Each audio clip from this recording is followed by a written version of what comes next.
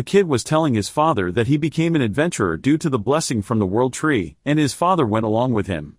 Then the son asked where the world tree was located. His father said it's in the depths of a certain forest. It turns out, this world tree he was talking about was taken care of by various creatures. In fact, there's a small village where various races live near the tree. A goblin kid thanked the spider and the world tree for the fruit. Even magic beasts considered the world tree as their master and greeted it every day. Some elves were also living in the village, greeting the world tree as their master. But it turns out, the world tree was, in fact, a boy with golden hair, and based on his ears, he seemed to look like an elf, but he was completely different from them. And so, all of the creatures in this village served the world tree faithfully. Before any of this happened, the world tree's life was totally different. In his previous life, the world tree used to be a guy from Japan. His name was Kotoba Seikai, a so-called shut-in type of person, and he was also a hardcore NEET. He thought that the term social misfit perfectly described who he was.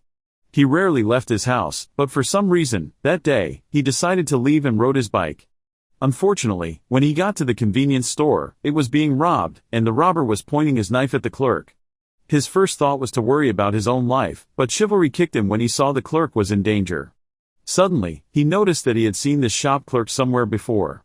He then recognized her as Kasumi Kaede. She used to be his classmate back in college. He recalled having a one-sided crush on her during that time, but he never thought they'd meet again in a place and situation like this. He had hardly ever spoken to her directly and doubted she would recognize him. He wondered why she was working part-time in this place, but that didn't matter right now. He needed to act quickly before things got out of hand. Kotoba suddenly ran toward the robber. Unfortunately for him, that wasn't a wise decision, as the robber stabbed him in the stomach. But he told Kaede, the clerk, to run for her life. She ran away after seeing him get stabbed. He had already accepted his fate and was even happy that he was able to save someone in this worthless life of his. He went to the afterlife and met a goddess. She told Kotoba he had unfortunately passed away. He died trying to protect a woman from a robber. But the goddess also told him that whether he saved her or not, the outcome would have been the same anyway. He would still end up dead. Upon hearing that, Kotoba thought his death was meaningless. The goddess just said that's how life works sometimes and admitted it was a pity, but she told Kotoba that she appreciated his actions, that a no-good NEET, who was a total failure, risked his own life for someone else in the very end. The goddess thought it was kind of a beautiful story somehow. That even though his life was nothing, in the end, he still died for nothing. The goddess asked him if that was just too much. He didn't want to admit it, but he chose to live a life like that, even though it wasn't exactly a good thing to do. The goddess apologized for making him remember his painful past. Suddenly, the goddess told him that she was going to make him an offer of reincarnation and asked if he'd accept it. This time, he would be sent into another world. She asked again if he wanted to try living life again in another world. He had only stumbled upon that reincarnation thing in those isekai anime he had watched, where a person who just died is reborn in another world. The goddess asked him again if he wanted to start life over in another world, and Kotoba immediately accepted. Then the goddess told him that he could make a special request before she sent him to another world. He remembered his last moments in his past life, that his life ended due to being stabbed to death. So he decided that he would like to have the strength to not die even when stabbed. Simply, he wanted to become the strongest being in the world, and this time, he wanted to be able to properly protect someone from danger. He even cried about it, but the goddess just laughed at him. Kotoba, on the other hand, was very serious about that request. So the goddess activated the reincarnation process. After confirming Kotoba's special request, she told him she was going to send him now to be reborn in another world. Just like being held by his mother, there was a drowsy kind of comfort that he felt. Experiencing both death and birth all at once, he felt as though he had transcended humanity, or so he thought. It turns out, he became a plant in another world. Well, basically, he was a baby tree, and Kotoba wasn't happy about it, of course. He couldn't believe he had really become a sprouting plant. He really wanted to have the strongest body that couldn't be killed even if stabbed. That's what he wished for, after all. At this point, he already knew he wouldn't be able to do anything in this state. Suddenly, someone stepped on him. The one who stepped on him was a kid who was a bully, and he was actually bullying someone right now. The one he bullied was already on the ground and didn't fight back because he knew he didn't stand a chance. The bully insulted him and said that a farmer's child would still be a farmer even until death. The bully was the son of the village chief, Lord Gerudo. They told the poor kid to follow his orders obediently next time as they walked away. But for poor Kotoba, he couldn't believe it would hurt so much just from being stepped on. And now he was worried because there was still one kid left, and he was staring at him. Surprisingly, the kid asked him if he was okay and if he got hurt after that fat kid stepped on him. The kid turned out to be really kind and was worried about Kotoba. He proceeded to do something for his safety. The kid made him a tree guard, or a plant protector, so no one would step on him anymore. The kid then said goodbye to him and left. Kotoba watched as the kid walked away from him. He was surprised that he had judged him like that, and he was totally wrong, because that kid was a real one for building those protections for him. Suddenly, Kotoba wished that the kid's favor would last a lifetime because of his kindness, and he wanted the child to be happy. Kotoba now had the ability to bestow blessings, or luck, or whatever you'd call it, to anyone whenever he wished. And this was just the beginning of Kotoba's life in another world. The next day, the sun was tremendously hot that he thought his throat was so parched. It turned out, the drought had been going on without any rain, and if this kept up, he might wither away and die again. He just wished the boy would come to water him. Suddenly, something came to help him. It was a slime. He asked if it was going to give him some water, and the slime answered yes. Finally, someone gave him water, but he was worried because the slime shrank after it gave him some water. But the slime was more than happy to help him, making some cute puppy eyes at him. He thanked the slime for being a good guy. He couldn't believe there were creatures willing to sacrifice their lives just to help another, just like this slime. Thanks to the kind slime, he was growing more and more, so he wished the slime would be happy with its life. Suddenly, a light came out of him and went to the slime. It was some sort of power that Kotoba had acquired. He could now bless other creatures if they did some kindness to him. The slime started coming to water him every few days. It was replenishing its water somewhere, and every time it came, it had returned to its considerable size. Another sunny day came, and the slime went to get some water. While it was still fetching water, Kotoba was struggling with the sun again. After the slime finished fetching water, it immediately went back to Kotoba. All along, the slime was just thinking of Kotoba's well-being. Meanwhile, around that time in a small village located a little away from Kotoba's location, a ceremony was being held inside a church. It was a ceremony where a young adult would receive a skill from the gods. In this world, when someone turns 14, a ceremony is conducted so they can receive their skills. Depending on the skill one receives, there will be those who become adventurers and distinguish themselves from others. The kid who helped Kotoba was so excited about what skill he would get. The priest wished them to receive the skill that suited them best. We learned that the kid's name was Alto, and he was suddenly pushed by the kid who had bullied him earlier, the son of the village chief. The fat kid told Alto that a piece of trash like him wouldn't get a decent skill, because the skill of the sword saint was only granted by Lord Gruel. But Alto didn't mind what he said and just nodded. It was now Alto's turn to get his skill, and he immediately stepped forward.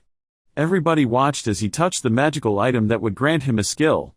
As it started glowing, the power began to manifest on Alto. When the priest opened the status, he saw that Alto had just acquired a very powerful skill, the blessing of the world tree. The priest freaked out upon learning that he had received a skill he had never heard of. Moreover, the rating of the skill was meaning it was a high-class skill. Everyone celebrated as Alto received something their village could be proud of. His parents were so happy for him, as were his relatives and neighbors. When it was the village chief's son's turn to acquire a skill, he was positive he'd get a far better skill than Alto's. The priest told him to step forward. It turned out, the bully kid received a very low-class skill ranked N, basically a curse-type skill. The village chief was terribly disappointed with his son and called him a disgrace. Poor kid, but I guess he deserved it for being a bully. The ceremony concluded and everyone went home. A girl approached Alto and asked him if he was really going to leave the village to become an adventurer. Alto thanked the girl, whose name was Beatrice, but he still couldn't believe he was going to be an adventurer, and he still wondered if he could really do it. She was positive that Alto would be fine because he had that skill, which they considered an op skill. He hadn't tried his skill yet, so he decided to try it now with Beatrice. He was still clueless about what his skill was, but it was called the blessing of the world tree. Now, he was thinking that the small sapling growing in the forest must have been the world tree after all. He looked in the direction of that sapling. 20 years passed, and Alto, who had acquired the skill of the world tree's blessing became a renowned adventurer. He then retired and returned to his village. He got married and had a son, then told his son that the skill he had gotten was the protection of the world tree. He was sure it had been granted by the world tree himself. Now, his son was curious about the world tree he was talking about. He also told his son, Jiru, to be kind to the world tree. He realized that the fence he had built back then was old now, so he decided to rebuild it. His son was eager to see the world tree, so he told him to go there first. Jiru was happy that he would finally meet the world tree. After 20 years, Kotoba, who had been reincarnated in this world as a young tree, had grown to about 2 meters tall.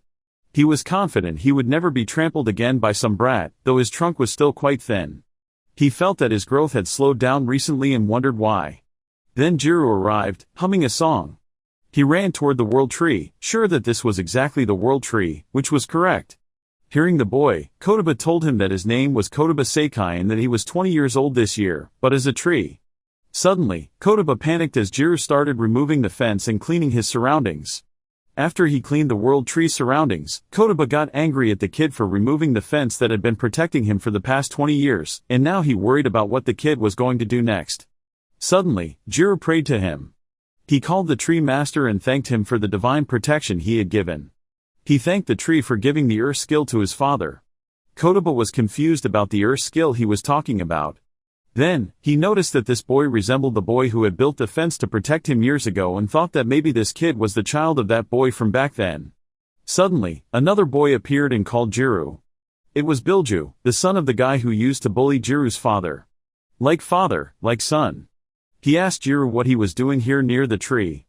It turned out, this kid was planning to practice his sword with the world tree as his target, and he told Jiru he was in the way.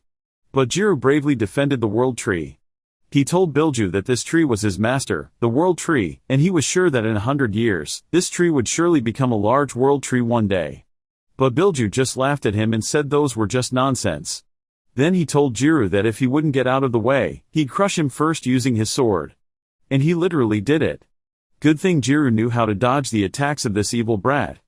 He told him to stop because he didn't want to fight. But Bilju wouldn't stop, so he had no choice but to fight him. And in their fight, he was able to disarm the evil brat, but the brat switched to using his hands. As he was about to punch Jiru, somebody shouted, "That's enough."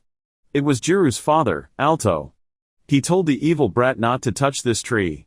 He advised Bilju to show some respect to nature, or otherwise, he would be provoked by its wrath. The evil brat, Bilju, got scared and immediately ran home. Alto was also happy that Jiru was able to use the sword technique he had taught him to defend himself against bullies. They built new fences for Kotoba, and he was happy that Alto was such a good parent to his child, setting a good example. Kotoba then used his skill to bless Jiru and wished he would have a good future.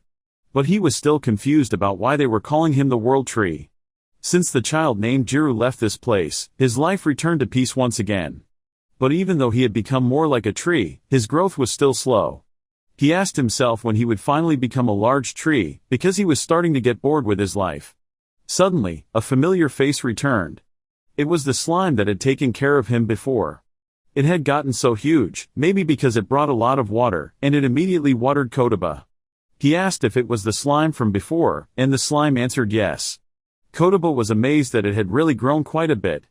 He thanked it for watering him again, then noticed it wasn't alone, he saw little slimes too. He asked if those were its kids, and all of them watered Kotoba. He enjoyed the water the slimes brought him. After a while, taking turns, the small slimes started to bring water for him. With this, he could say goodbye to water shortages, and he was seriously grateful to these slimes. Now, he had grown considerably, about 3 meters in size. However, this place had been struggling with growth for several years now. He hadn't grown at all recently, and he wondered why. He thought the soil might be lacking nutrients. Suddenly, a wolf came out of nowhere. It walked toward him and stared at him. He asked the wolf what it wanted from him. Instantly, it just turned its back on him and did something unexpected. It took a big dump near Kotoba. He told the wolf to stop it already, but the wolf didn't stop. Instead, after finishing its business, it suddenly scattered its feces all around him, and Kotoba could only complain about the wolf's actions. But suddenly, his trunk grew so much. He thanked the wolf for doing that. He expected nothing less from a monster's dump because it contained a lot of nutrients and magical power. It was great nourishment after all, and he was grateful to the wolf. Then he blessed the wolf and wished it good fortune in the future. Time passed, and the wolf came back again. All of a sudden, Kotoba could now hear what the wolf was saying. It was apologizing to him and had brought some friends along. The wolf said that it had done something rude to him, and Kotoba thought it seemed like the wolf had evolved and gained some common sense too. But Kotoba wasn't actually offended by what the wolf had done before, rather, he was thankful to it for helping him grow. The wolf said it was there to apologize and brought something for Kotoba, some bones and dismembered corpses of animals they had hunted. The wolf only wanted to give him some nourishment. They all bowed to him and hoped Kotoba would accept it as an apology. He thanked them for these monsters' carrion, knowing they were rich in nutrients and magical energy. With this, he should be able to grow even more. After that, the wolves regularly came to leave some of those nutrients. It was thanks to those beasts that he kept on growing. After a while, he noticed that a huge spider was residing on him too. He had now become a magnificent tree, finally surpassing 7 meters. Some humans noticed that this tree had grown quite a bit. Kotoba was so proud of himself that he had grown so much, from just a small sapling that had once been trampled. Kotoba thought they must be villagers from the same village as the child who had built him fences, judging by their outfits, and he wondered what they could want from him. It turned out, these guys were here to cut him down, which terrified him. But as they were about to do what they were planning, a huge spider came down from the tree. However, these guys weren't intimidated by it and proceeded to cut the tree. As the big guy with the huge axe was about to strike, Kotoba got so scared and begged them to stop what they were planning. Thankfully, the wolves arrived and made a sound to scare these guys. They immediately approached the humans who were planning to cut the world tree. The humans were confused about the actions of these wolves. Seeing their leader so angry at them, the old man had no choice. Kotoba also noticed that these wolves were protecting him. The old man shouted, "What the hell is going on?" And the wolves insisted that the tree would not be cut down because it was under their protection. The old man apologized to the wolves. Kotoba was nervous about what had just occurred. If it weren't for those wolves, he'd probably be dead by now. It was just a shame that these wolves couldn't hear his voice. He really wanted to thank them properly if given the chance. He then blessed the wolves for protecting him. Meanwhile, the old man was disappointed that they were unable to cut the sturdy-looking tree. It turned out that he was really aiming for it to grow bigger before cutting it down, but the wolves suddenly got hostile when they were about to cut the tree. One of his men suggested they cut another tree. Even though the tree that his men pointed out wasn't as good as Kotoba, he decided to settle for it, but it looked like someone was tailing them. It was a flying creature that looked like a demon, strangely grinning at them as if it were plotting something bad. Time passed, and Kotoba had grown into a large tree, about 10 meters high. Finally, something unexpected came true. He now bore fruit. Although he didn't know what kind of fruit it was and couldn't just eat it himself, it was another milestone in his life as a tree. The big slime also came by together with her child. She was there to water Kotoba again, even though he was already that big, and Kotoba was thankful for it. So he decided to give the slime his fruit as a way to thank her. He dropped it to the slime and hoped they would like it. The slime ate it, and he saw that they were happy about it, which was really great. Suddenly, something happened to the slime's body as she began to glow. It turned out the slime had evolved and was now wearing a crown and a gown. Then, all of a sudden, the slime could talk. She thanked Kotoba for granting her the evolution fruit. Kotoba couldn't be happier about it. The slime really called his fruit the evolution fruit, which got him thinking. The next day, he also gave the wolves some of his fruits after they brought him nutrients, and the wolves ate them all. It seemed like the wolves loved the taste of it. Suddenly, their bodies began glowing, just like the slime the day before, and now they had evolved into humanoid form. The female wolf looked more like a human now, and the male wolves had abs. They wondered what was going on with them, and now they could also talk like humans. The female wolf thought maybe it was because of the fruit they ate. Another wolf said it surely was the grace of the world tree. After realizing what happened to them, their leader decided that they're just going to settle here so that they could continually receive the blessings of the world tree. They would also become the guardians of the world tree, but the female wolf said they couldn't protect it with just the 4 of them. So they decided to go back to Nauri first, maybe that was their hometown, and bring everyone along. They knew it would be better to live together near the world tree. Before they left, they all bowed down to the world tree and thanked him. They told Kotoba that his kindness would not be forgotten and that they would surely repay their debt to him. Kotoba was just amazed that the wolves were walking on 2 legs and could speak like humans now, and it seemed like they had completely started calling him the world tree. Well, Kotoba had also grown quite a bit now, although he thought he had grown enough not to lose to the surrounding trees. Still, being called the world tree was quite extravagant. Days passed since the wolves left, when suddenly a group of humans arrived and decided to rest near him. Unfortunately, their high priest seemed to be suffering from an illness. They appeared to be dressed in some sort of religious attire, and it seemed their high priest was in critical condition. Kotoba thought maybe he could help him, so he dropped a single fruit. Immediately, one of them took it, sliced it properly, and gave it to the high priest. Even though they weren't expecting him to be healed, they wanted him to at least eat something. The high priest then ate the fruit, and after doing so, he suddenly regained his strength and began glowing tremendously. His followers were shocked upon seeing their leader's facial expression, looking so pumped and joyful. The high priest was ultimately healed just like that. He didn't understand what had just happened, but he was positive that this tree contained miraculous power, and he thought that the tree which saved him must be the divine tree mentioned in the scriptures of his El-rich faith.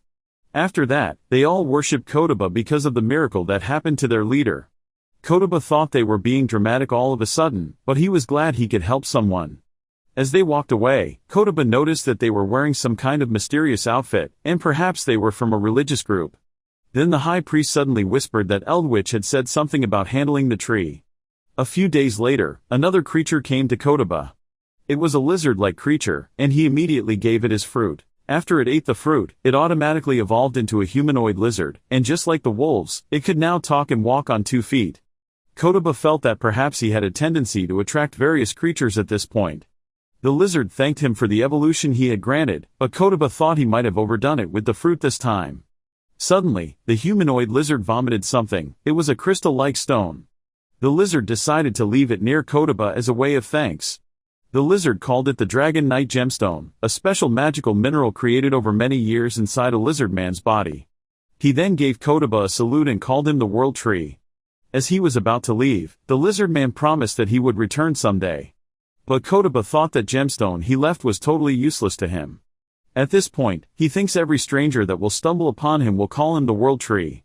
Even though he has kind of gotten used to being called that, he's still unsure if it is written somewhere that he's officially the World Tree in this world. But whatever they call him, he'll just take it for now because he literally has no choice. Some time later, a strange man came to him and picked up the Dragon Knight Gemstone. He then asked Kotoba if he could have this jewel. Well, Kotoba had no use for it, so he didn't care if he took it or not. The old man introduced himself to him. His name was Makoro Bolt, a merchant. It turned out he was betrayed by his fellow caravan members and was left alone in this forest. However, after finding the gemstone and eating the World Tree's fruit, Makoro thought he had been protected by God's blessing, leading him here after being abandoned by the caravan. He then left after eating the fruit and taking the gemstone. Makoro went straight to appraise the gemstone and perhaps sell it. The appraiser was amazed to see the legendary Dragon Knight gemstone and asked why it was here.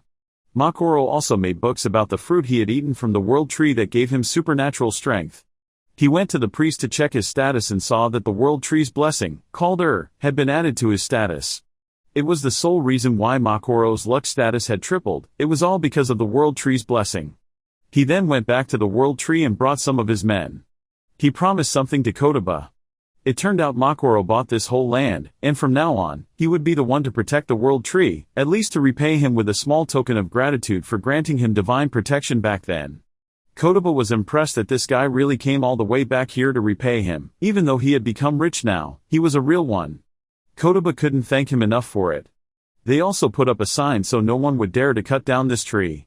Then the merchant asked him to continue to watch over him in the future. Since that day, the merchant's private army had been patrolling regularly in these areas, and just as he said, everyone treated Kotoba very well. Unfortunately, peace didn't last that long, as that religious group came back and brought some shovels because the high priest got greedy and wanted Kotoba all for himself. He wanted him to be put into their headquarters and cherished, thinking this mark was so prophetic, that this was what those Eldritch cult members had been talking about back in the day. Luckily, one of the merchant's soldiers arrived and stopped them. He told them that this land was the private property of the Makoro Merchant Company, and immediately, the priest together with his men scrammed.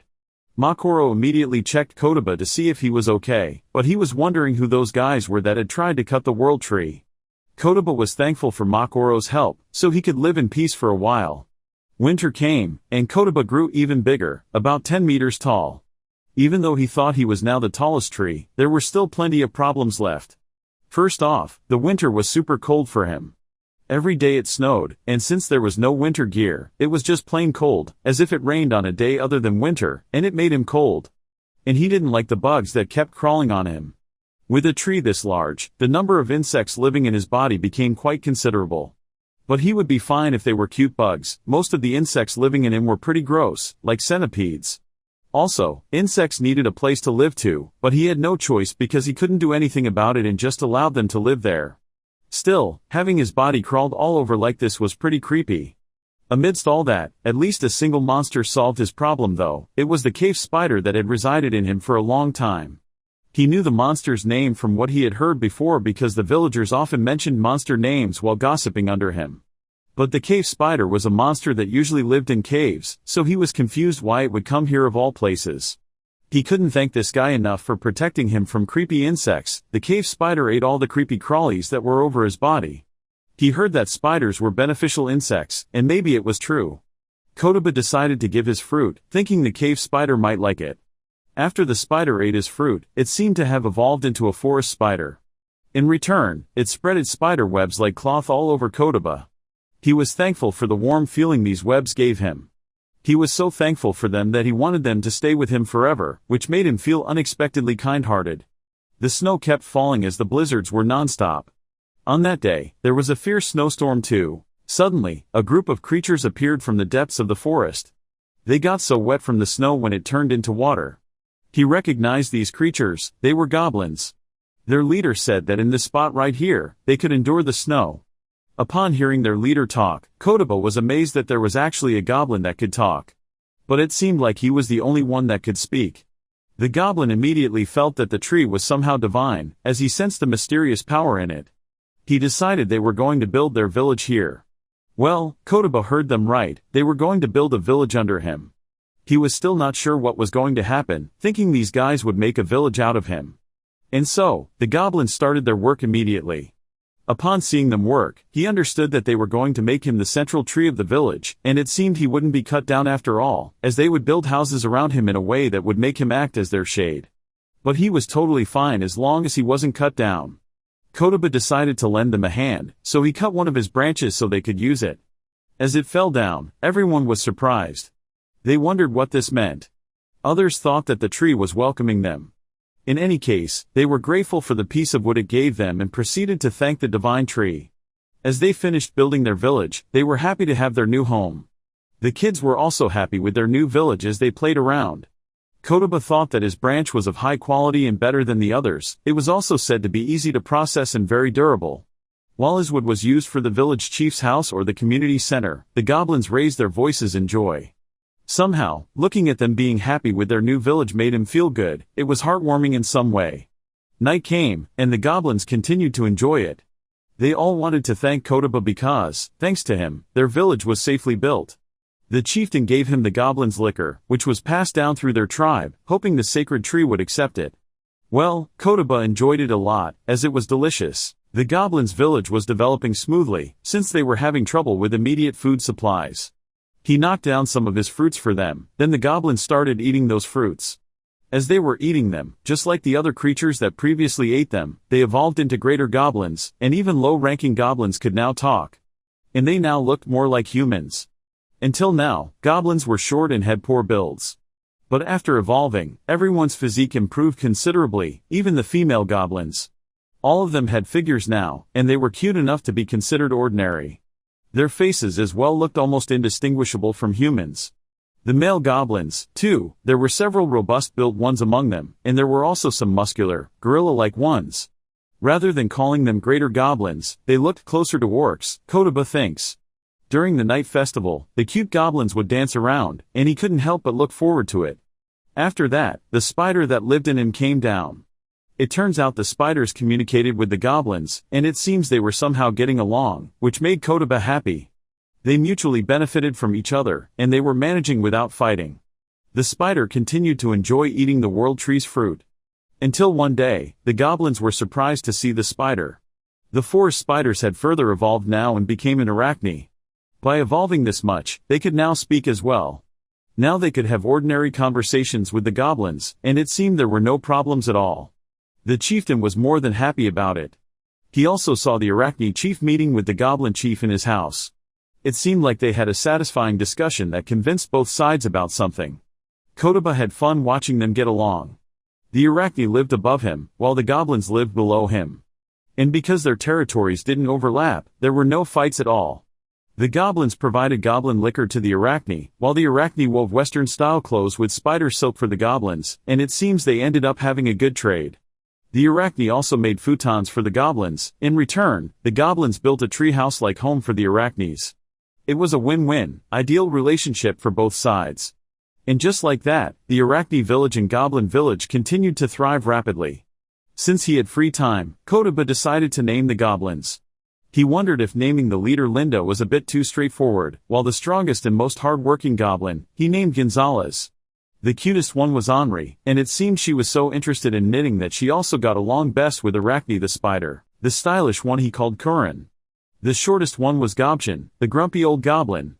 Those days passed by just like that, and before he knew it, there were already many lives shining around him.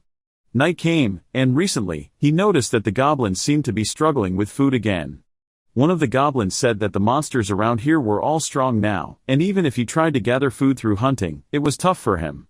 And like cows or pigs, there were very few animals suitable for food left. The female goblin asked what they should do now.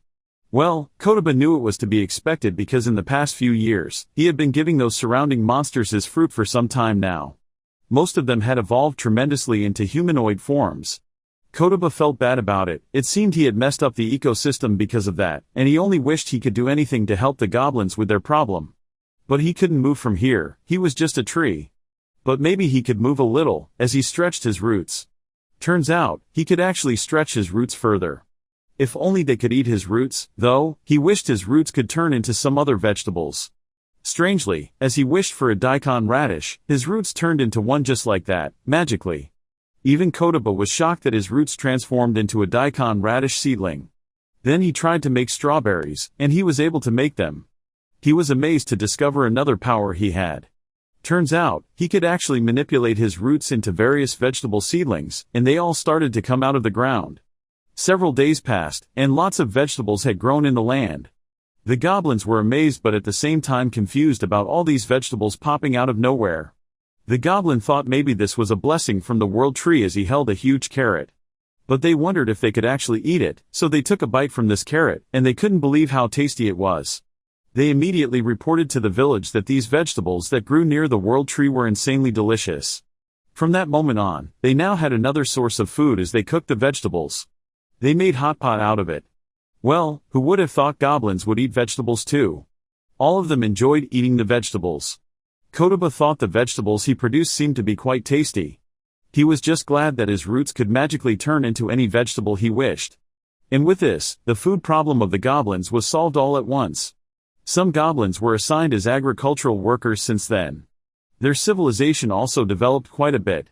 They thanked Kotaba, saying that the vegetables they received were very delicious. They even gave him some of it. It was a vegetable soup, and the chieftain hoped he would enjoy it. Suddenly, one of the goblins called the village chief for an emergency because one of their companions hadn't returned yet. He said that in the neighboring goblin settlement, it seemed they had captured the child, which angered the chief goblin. Gonzalez was furious that those bastards had kidnapped the kid, but the chieftain asked if they hadn't done anything to the kid yet, because he wanted to resolve this peacefully through discussions here. Kotaba overheard the things they discussed about Henri. Some of them wanted to wipe out all the goblins that kidnapped her. Henri was cute, after all, and Kotaba thought the other goblin tribes would come and try to steal her if they could gaze upon her beauty. Suddenly, Arachne went to the chief goblin. It turns out she wants to help them get Henri back. The chief thanked her and told everyone to gather around. The chief's plan is to discuss things peacefully as they head to that place, but if discussions don't resolve it, they asked Arachne to lend them her strength. Kotaba thinks the discussion is really getting serious, and he hopes it won't result in a full-scale war. Kotaba hopes that everything will be settled smoothly. The next day, the village chief returned with the others. Gonzalez said those were just some pathetic guys. Upon seeing them, Kotaba thinks things didn't go smoothly after all. Everyone asked Henri if she was okay or if she was hurt, but she was totally fine. Meanwhile, the goblins that captured her turned out to be tiny versions of goblins, those who hadn't evolved yet. The poor guys just wanted some food because they couldn't hunt anymore since the monsters in the forest were too strong for them to handle, and they begged them as they continued to cry out. But Gonzalez was still mad at them for abducting Henri. The chief totally understood them, saying that because the monsters in the forest had evolved, hunting had become much harder for all of them. It turns out Henri witnessed that their village was having a very hard time living in the middle of the forest. She then asked the chief if there was a way they could help them. After all, they were still goblins like them. Since they also needed some extra hands here, the chief chose to let them go and made them promise not to commit crimes again. On that day, they celebrated Henri's return, and another festival was held. Everyone was enjoying the night, even the baby goblins. Kotoba thinks that these guys hold festivals for every little thing they accomplish, and since Henri must have had a scary experience, maybe it's their way to heal from that as well. After the festival, Gonzalez talked to Henri. It seemed like she was calling him to go near the tree. He found out that Henri and Gonzalez were lovers, and he already expected what would happen tonight. Since Kotoba couldn't move from there, he had no choice but to witness all the things that would unfold. He thought that it might be fun to watch the goblins make love because it's a normal thing that even humans do. The next day, the slime came back again. They occasionally come back here to give him water. The goblins just let the slime do its thing because they knew it was doing good things for the world tree. The goblins understood that it was the slime that took care of the world tree when it was still a sapling, and they all thanked him for that. It was a good thing the slime and goblins were not at odds, for it would have been a great hassle. It seemed like they really got along well. Suddenly, one of the goblin kids was sitting all alone. He wondered when this child ended up here. Kotoba recalled that her name was Miyako, and so he asked her if she needed something. Surprisingly, Miyako answered him and said she didn't need anything, which startled Kotoba. He couldn't believe that this kid could actually hear him talk. He was just wood, and his voice shouldn't be heard by anyone. To verify it, he asked her again if she could hear him. Miyako said she surely could hear the voice of the world tree very clearly, and not just that. Kotoba then asked what else she could do. It turns out this kid could actually see his true form too. Kotoba was amazed that this kid could really hear him for real. But the other goblins couldn't hear him, though he didn't know why that was. The kid said she didn't know either, but she suspected that her magical wavelengths and Kotoba's magical wavelengths matched. He asked if magical powers really had wavelengths because it was the first time he had heard about it. He noticed that ever since he started living with the goblins, his growth had definitely been accelerating. And it seemed that he was also unconsciously absorbing their magical powers. He told the kid that maybe he had unknowingly been exchanging magical powers with them, particularly, among them, the goblins whose magical wavelengths matched his. Maybe that was why they could now communicate like this. The kid thought so too. After learning that they could actually communicate, Kotoba thought this was really good because he could now talk to everyone through her. The kid was amazed to learn that the world tree wanted to talk to everyone. Well, of course, he wanted to. It had been a long time since Kotoba had a conversation with someone else. For so many years, he had no one to talk to. Every day, he just spent his time watching everyone do their thing. Miyako asked if she should interpret, and Kotoba said she should. That day, Miyako was appointed as the Shrine Maiden of the World Tree. She told the Chief Goblin about it, and he asked her if it was true that she could actually hear the voice of the World Tree. Miyako said she was telling the truth. The chief was hesitant at first because he thought Miyako wasn't telling the truth, so he tested it first and asked the World Tree to drop a fruit. Immediately, Kotoba dropped a fruit right on the head of the Chief Goblin. He now believed Miyako's ability to converse with the World Tree, and he thought he should probably tell everyone about this too. He then asked the World Tree if it was okay with him that they hold an exchange meeting with him, and through Miyako, Kotoba said they surely could. After hearing the World Tree's approval, the chief immediately prepared everyone for it. They ended up gathering everyone and holding a proper meeting with the World Tree. The chief said they should start the meeting now. He then asked the World Tree if he had some questions for them. Miyako then said that the World Tree asked what happened to Gonzalez and Henri. The chief was confused about the names she mentioned and asked who they might be. Kotoba told her that he had actually named everyone himself because he was bored, and Miyako told the chief about it so he could understand what was happening. The chief was honored that the World Tree had named them one by one, and so, he asked the World Tree about his name too. Kotoba had no choice but to reveal all of their names to them. Miyako mentioned the names of everyone the World Tree had decided to call them. The chief learned that the World Tree named him Linda, and he thought it was a wonderful name. Everyone was happy to receive their names from the World Tree, and everyone was amazed that having a name was rather convenient compared to having no name at all. Kotoba saw that naming them made them happy, and it was well received by everyone. Miyako also revealed what happened to Gonzalez and Henri. Kotoba had actually witnessed them. Well, they couldn't hide that they were in love with each other, and Miyako could only laugh about it and wish them a happily ever after ending. And just like that, the goblins were at peace today as well upon learning that they could now communicate with the world tree through Miyako. One day, one of the goblins brought his orc friend to the village. The chief saw it. The goblin was the hunter Benjamin, and the chief, Linda, was happy that he had finally come back from the hunt. He asked what happened to his arms. Benjamin told him that it was just a scratch from the prey they caught and it was no big deal. Then Benjamin introduced the orc that he brought.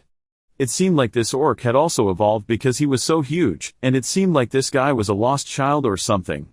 The orc said that his name was Ode, and when he got lost, Benjamin saved him, and now he wanted to work at the goblins' village. Chief Linda knew that orcs were beings that you didn't often encounter these days, and it would be great to have one working with them.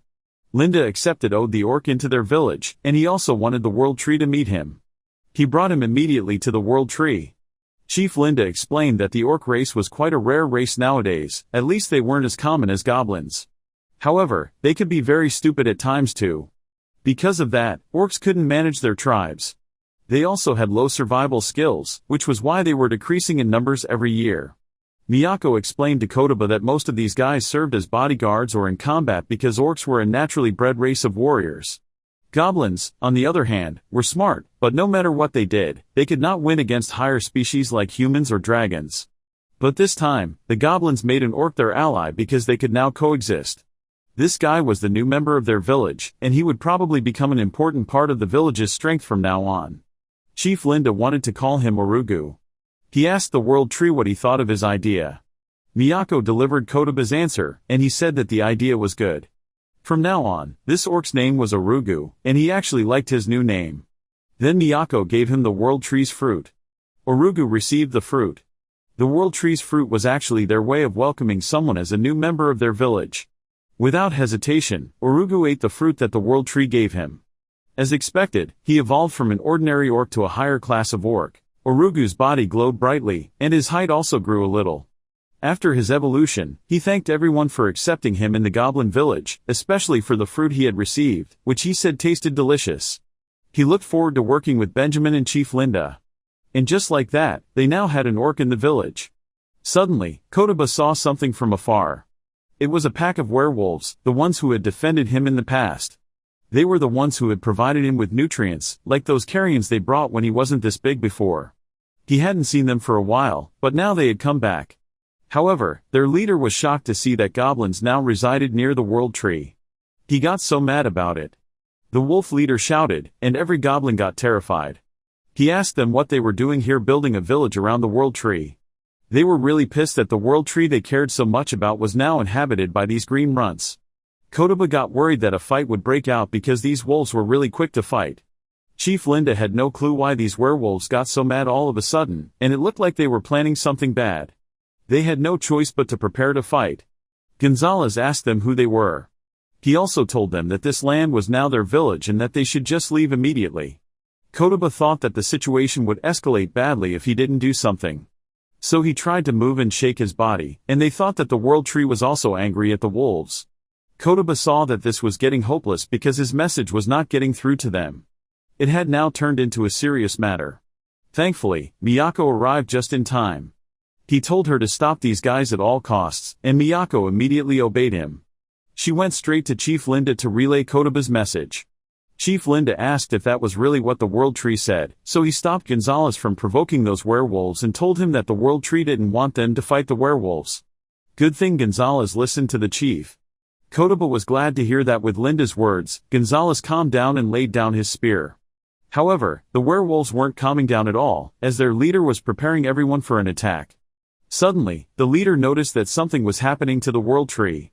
It turned out that the goblins told them that the world tree said they shouldn't fight, but the werewolf leader didn't believe them and thought they were just scared or something.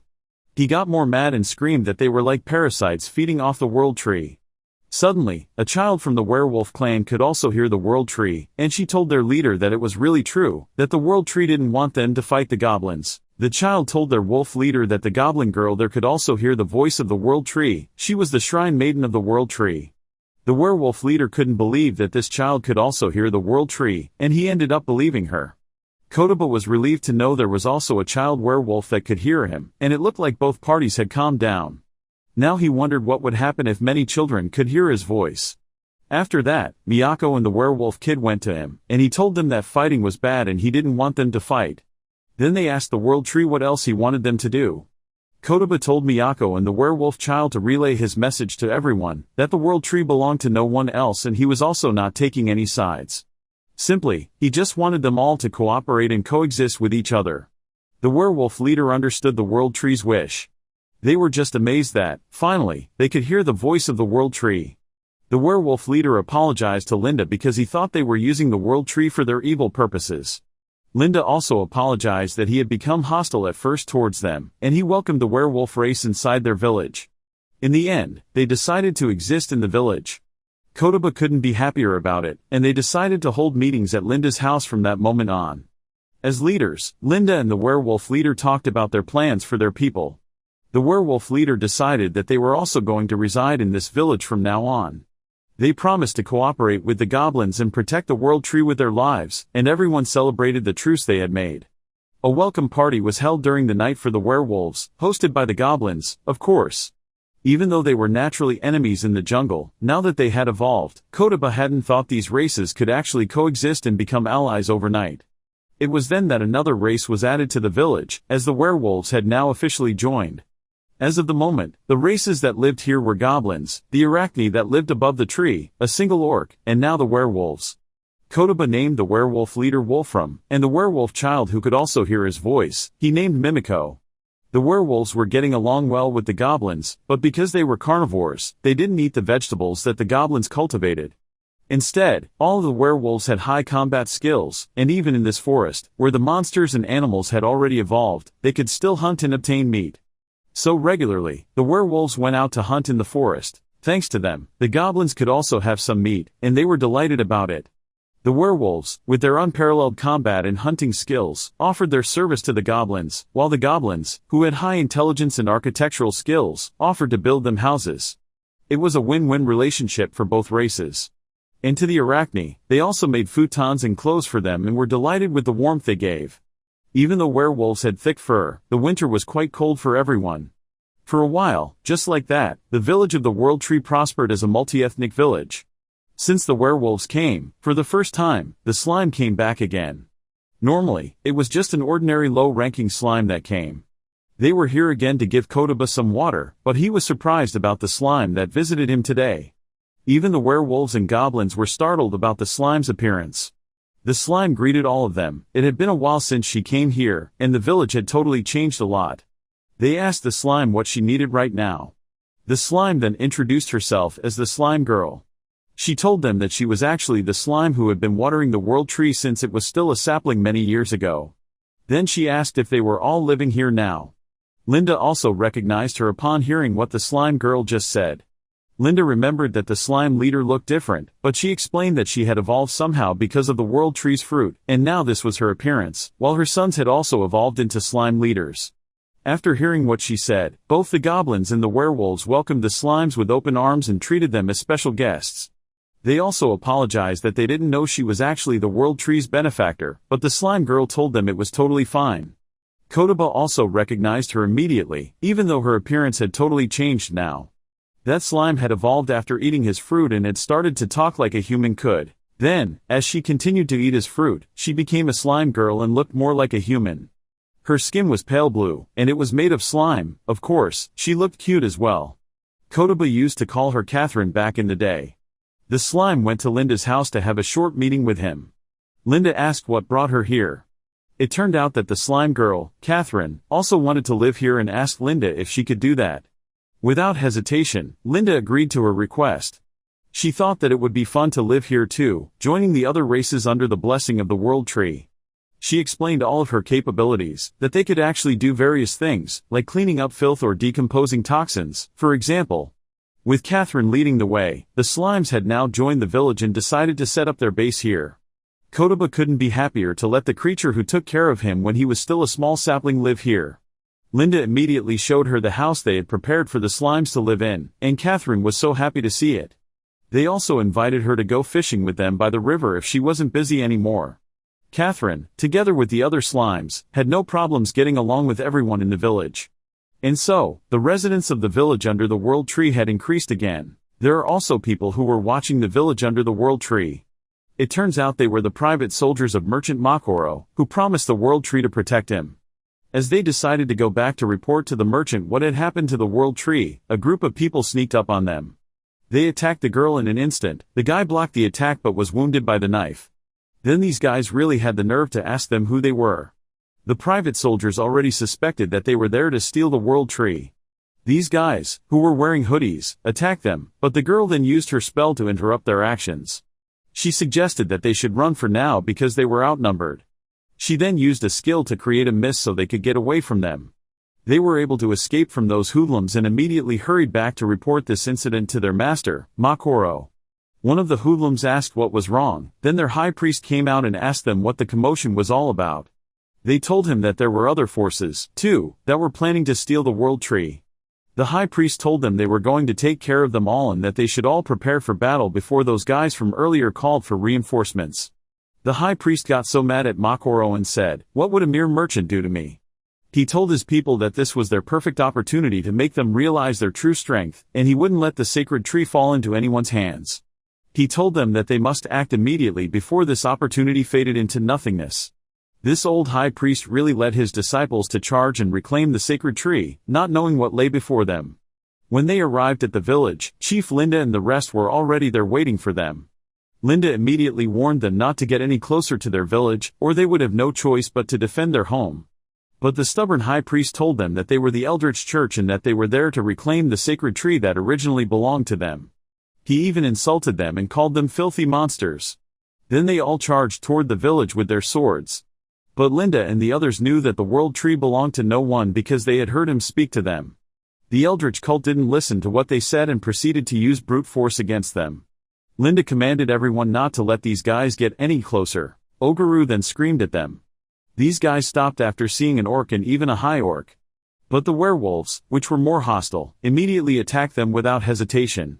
Arachne also participated in the fight and used her webs against them. Oguru also charged at them and wiped all of them out in one fell swoop. The high priest realized that these creatures weren't some normal monsters anymore, they were just too strong for them. They had no choice but to retreat and go home. Everyone celebrated the victory against that stupid cult. Miyako congratulated them for the win and called them all to gather near the world tree because he had a story to tell them, and he wanted everyone to hear it. Kotoba thanked all of them for protecting him against those guys who had bad intentions toward him. Linda answered that it was just natural for them to protect him after what he did for them. But it was also thanks to the world tree, through Miyako, that they were able to prepare for the upcoming battle. Linda knew that as long as the world tree was protecting them, they were safe. But actually, Kotoba had heard the sound of Makoro's guards fighting those cults. Thanks to that strange occurrence, he was able to warn them. But those Eldritch Church people, Kotoba couldn't believe that he had attracted those kinds of troublesome people. He just wished they would give up and leave them alone. The next morning, Makoro the merchant, together with his private army, arrived at the village. Kotoba knew they treated humans as their enemy, but Makoro was totally different from the other humans. So he told them that they didn't need to be cautious when it came to Makoro, and Linda was glad he told them about what kind of human Makoro was. They met Makoro at the gate of the village. Linda then asked him what a human like him wanted with them. Makoro immediately told them that he meant no harm. Although the world tree had already told him about them, it was still better for them not to get too close. Then Linda told Makoro to immediately state his business. He then asked them if they were there to guard the world tree. He told them that he, too, was one of those people that the world tree had helped before. He told them he was totally on their side and had no intention of harming the world tree. Rather, he just wished to protect it too. He asked if they had seen a signboard standing before the world tree. He told them he was the one who set that up.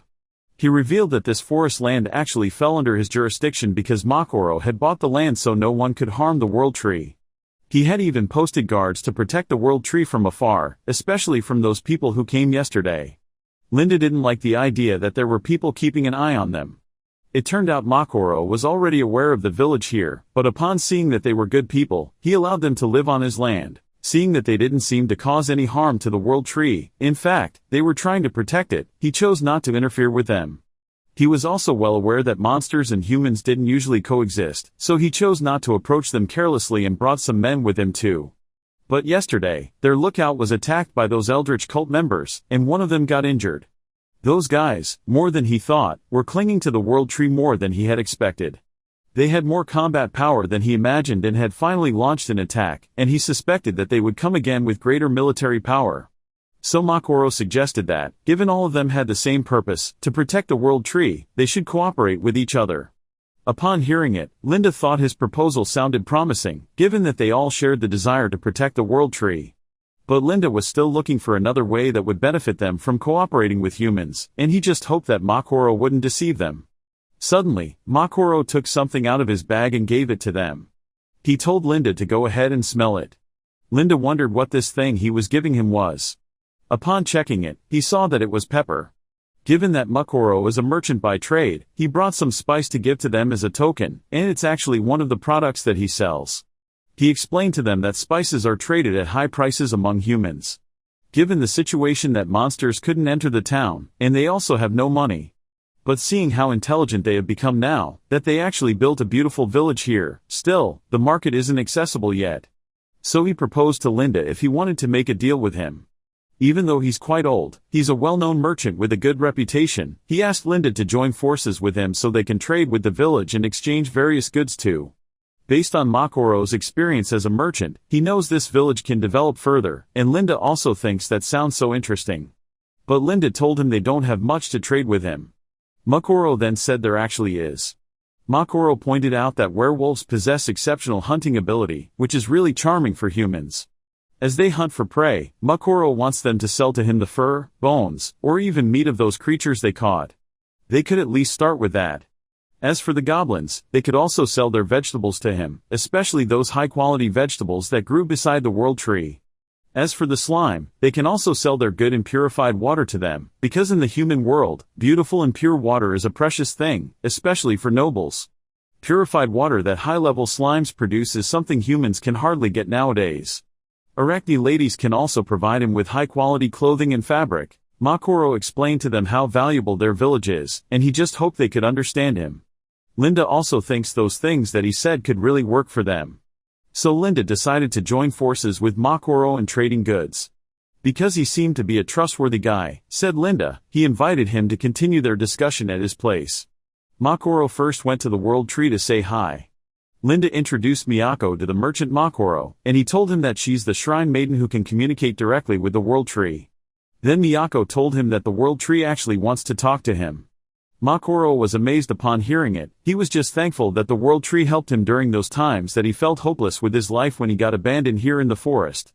It was thanks to the world tree that he became a great merchant, and he has always wanted to repay the world tree for its kindness to him. But Kotaba said he's the one who should be thankful for him, because of Makoro's help that he has been repaid more than enough for buying this land in order to protect him from trespassers. Especially putting up the signboard for him. That signboard protected him from the Eldritch cult. And the warrior who got injured trying to protect him, he's sorry for that too. Then he dropped the fruit. The warrior then ate the fruit, and his wounds immediately healed. The warrior thanked the world tree for healing him. But he had something to ask too. Since Makoro has consistently maintained his non-interference with the village, he wants to know what deal he made with the villagers here. Because Kotaba also knows that this village would make a good trading partner for him, and with the existence of this village, it would make it easier to protect him too. But then he asked him why he didn't drive away the goblins in the past. Makoro didn't know how to answer that kind of question, and it was quite a bit for him to handle, but he honestly just didn't think of that during those times. But it turned out to be a good outcome in the future as they ended up becoming partners in trading goods. As a lookout and liaison, some of Makoro's men remained near the village to patrol the surroundings. A human house was also built here, and they ended up moving to the village. After they started dealing with Makoro, the village became much more convenient.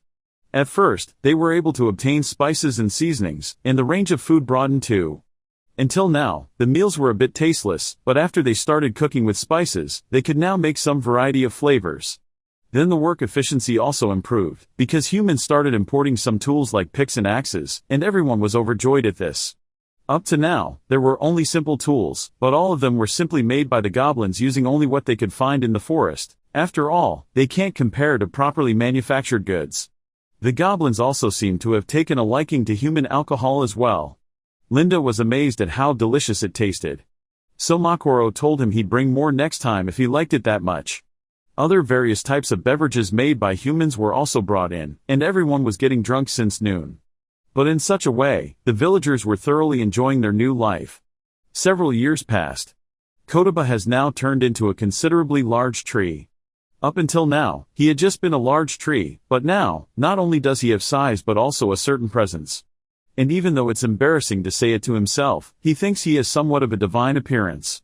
He had become, without a doubt, the largest tree in the forest. Or rather, he can now consider himself the world tree, as they were all calling him by that name. The village has also developed quite a bit, it expanded further, and it could even be called a small town now. Along with that, the area of the forest itself has also expanded.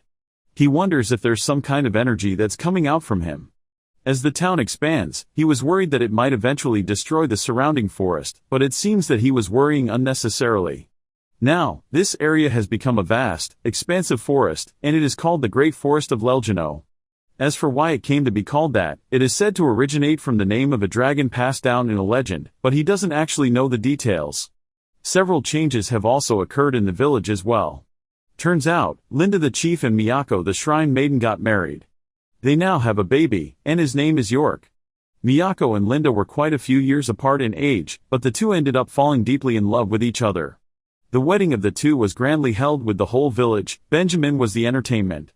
It was just nostalgic that Benjamin did a naked dances entertainment for everyone. Because he had received a young bride, Linda was envied by the men of the village. But even so, he is respected by everyone as the village chief. A child was also born between Gonzalez and Henri, and they turned out to be really strong like their father. They are actually twins, named Riku and Sora. The two children are also exceptionally athletic. They also have good looks because Henri was like an idol in the village. And what's more surprising is Benjamin's partner, he didn't marry a goblin. He married the shrine maiden from the werewolf race, which is Mimiko. The child born was of goblin and werewolf, which makes their child what they call a half-breed. The child was named Emerald, and these new species were given the new name Karaku. The leader of the werewolves, which is Werwolf, also married a beautiful woman werewolf, Hannah, and their child was named Jonas. He's now being raised as the next leader of their clan. The spider swarm as well, and they were going through significant changes. Some of the spiders that were with the arachne evolved into jungle tarantulas, which have small bodies and excellent mobility. It seems that they're the ones in charge of arachne's reconnaissance in the forest. Surprisingly, the number of orcs has also increased considerably over the years. Since Oguru came to the village, fortunately, several orcs have come again. The orcs built their homes too, and they also had children. And now, the orcs in the village are about 15 in number. Oguru is always with his wife and children, guarding the village as a tank. Kotoba also changed on a certain day, which surprised him a lot. Suddenly, he heard something talking to him, and his whole body started to shake. He was also glowing, and everyone was wondering what was happening to the world tree. Suddenly, a group of female elves were in the vicinity, and they saw the light that was coming from Kotoba, and they were all sure that the light they just saw was indeed the sign of the world tree's rebirth. Suddenly, the elves raised all of their hands in the air and started reciting an incantation, and a magic circle appeared above them. Linda had no clue why those elves suddenly appeared out of nowhere and were now creating a huge magic circle near them. He was still unsure what they were up to. Henri told them to stop what they were doing, but these elves called them ugly monsters. Their objective was actually to drive them out from the world tree. They were summoning a huge calamity that would incinerate the village. They really wished for all of them to perish, and the villagers could only watch as it was about to hit them. Suddenly, Kotoba spoke directly to them and ordered them to stop what they were doing. Just like that, the calamity disappeared. One of the elves spoke to Kotoba, telling him that her name was Ira. Kotoba was surprised that she could actually hear him. Well, all of the elves could actually hear him talk. They were the only race that could hear the voice of the world tree, and they all cried upon hearing his voice again. Kotoba thought that his voice could be heard by the elves or something, and perhaps this would speed things up too. He then told them that he prohibited fighting. The elves pointed at the goblin, the werewolf, and the orc, calling them beasts and monsters. Suddenly, the arachne came down and put her web into the elf's mouth so she would shut up. Then Kotoba told them that these creatures lived here now with him, and everyone here was his friend. If they wanted to stay here, he told them, they should get along with everyone. They had no choice but to follow the world tree's orders. The elf leader apologized for calling them shameless, ugly monsters earlier. Miyako then asked them what their business was and why they had come here. The elf leader told her that they were actually the World Tree's followers. Miyako also wanted to know various things about the World Tree that only the elves knew. The elf asked if they were not aware of the World Tree's origin. Miyako was clueless about what she was saying, so the elf explained that it was about the passing of the previous World Tree. That was when Kotoba realized that there had actually been a previous World Tree, but it was still here, though he learned that even the World Tree could die. The elf said that the previous World Tree, which they called Lord Yushal, had already passed away just recently. Therefore, seeking the new World Tree was their only option, and they had traveled far to search for it. But they were surprised to find an actual town built around the World Tree. Kotoba couldn't get over the news of the World Tree actually dying. He then asked the elves what the World Tree was in the first place and if it was something that existed in multiple numbers in this world. The elf said that there was only one World Tree in this world, which was the largest tree in existence, hence the name. Therefore, since the current World Tree had become the largest in the world, the previous World Tree had withered away. Kotoba realized that it was actually his fault that the previous World Tree had died. But for some reason, the goblins had been calling him the World Tree since the beginning. He thought that they had simply been aware that the next World Tree was actually him, and they must have had a hunch that he would become the next World Tree, like a foreshadowing of something. Still, he felt guilty that it was because of him that the previous World Tree had withered away. But the elf told him that he shouldn't blame himself, because that was just the principle of this world, and it had been decided. For them, that phenomenon was only natural in this world, and Kotoba understood what the elf said. That's why she asked the World Tree that, even though they had caused trouble earlier, she wanted the World Tree to take care of them too. Kotoba had no problem with that, but he wondered if the goblins and the others would be okay with it. Miyako then said that they couldn't drive away the elves, who were the faithful followers of the World Tree. After hearing what Miyako said, Kotoba was relieved that they would allow the elves to stay with them, and he told them to take good care of each other. And so, the elves became residents of this village. The elves seemed to know various things about the World Tree, and he was sure they would be reliable from now on. The elf leader introduced her companions. From the right were El, Aileen, and Eleanor. The elves continued their self-introductions, and everyone seemed to have similar names, making them hard to remember. Everyone also had such uniform faces that there was nothing particularly distinctive about them, and Kotoba couldn't really tell the elves apart. The elves were all wise and skilled in magic. At first, Kotoba was worried that they wouldn't get along with the werewolves and goblins. However, the elves soon found work within the city that suited them, and they began to build their place in it too. Everyone was amazed to see that fire could be started in an instant through their magic. They also used ice magic to preserve meat and wind magic to dry laundry much faster. With the sudden increase in elves, the number of houses became insufficient. Linda called the attention of all the elves. Miyako apologized and told them they could stay at the gathering hall for now, as they didn't have any houses ready yet. Their leader asked why they didn't just build one. Linda answered that goblins were actually good at building houses, but building a house was not like magic, it couldn't be done in an instant after gathering all the materials. Linda explained that building a proper house took several days. But the elf leader said something unusual. She said that they didn't really need the goblins to build them a house. That confused Linda greatly. The elf leader said that the World Tree was literally here, and if they borrowed the World Tree's power, building a house would be easy. So she asked Kotoba to use his power to build them a house. But Kotoba had never tried that before, and he didn't know what to do. He had no idea if he could do it, and even if he shed a branch, he knew it would do nothing for them. The elf then asked if he was still unaware of his own abilities. She said that with the power of the World Tree, building a house was just a simple task. The previous World Tree would instantly create various things, not just houses. But Kotoba didn't know how to do it, and he wasn't sure he had that ability, so he asked her what he should do. She told Kotoba that the previous World Tree's roots would change into various things at will, and with only its roots, it could produce entire houses easily. Kotoba finally understood, it was all about his roots. He couldn't believe he hadn't noticed that until now. He remembered the time when he used his roots to produce various kinds of vegetables for the goblins. It had all come from his roots. Perhaps, he thought, he could also create other things, not just vegetables, with his roots. He had nothing to lose, so he gave it a try. He put his strength into his roots. After one emerged from the ground, he stretched it more and more, and finally, he was able to build a house just like that. The goblins couldn't believe what had just happened. They had witnessed a divine work. But then it collapsed in an instant. Still, at least the World Tree now knew that he had that ability, even if it was incomplete right now, as it was his first time building a house. The elf said that his body was still growing in size as well. The previous world tree had also failed at first and couldn't create complex things like a house either. Kotoba understands that he still needs to learn it, and there's still plenty of room for growth from here on out. It all just depends on his imagination, then he can create something even more complex than just a house. But he felt frustrated that even though he thought he had finally succeeded in building a house, it just suddenly collapsed so easily after all his effort. He really wanted to help the elves get their own house immediately. He apologized that he isn't strong enough yet, but Linda told him it's not totally his fault at all. Linda said this house isn't totally useless, because even though it broke down, from these materials, Linda is certain they can rebuild it themselves, which is good enough. With these materials that he gave, Linda is sure it can be done in a much shorter time than building from zero. After hearing what Linda said, Kotoba wants to try it again. He grew some of his roots again. Upon checking the quality, Linda thinks there's still a possibility that it'll collapse, but seeing it up close, he thinks it's already good enough to be used.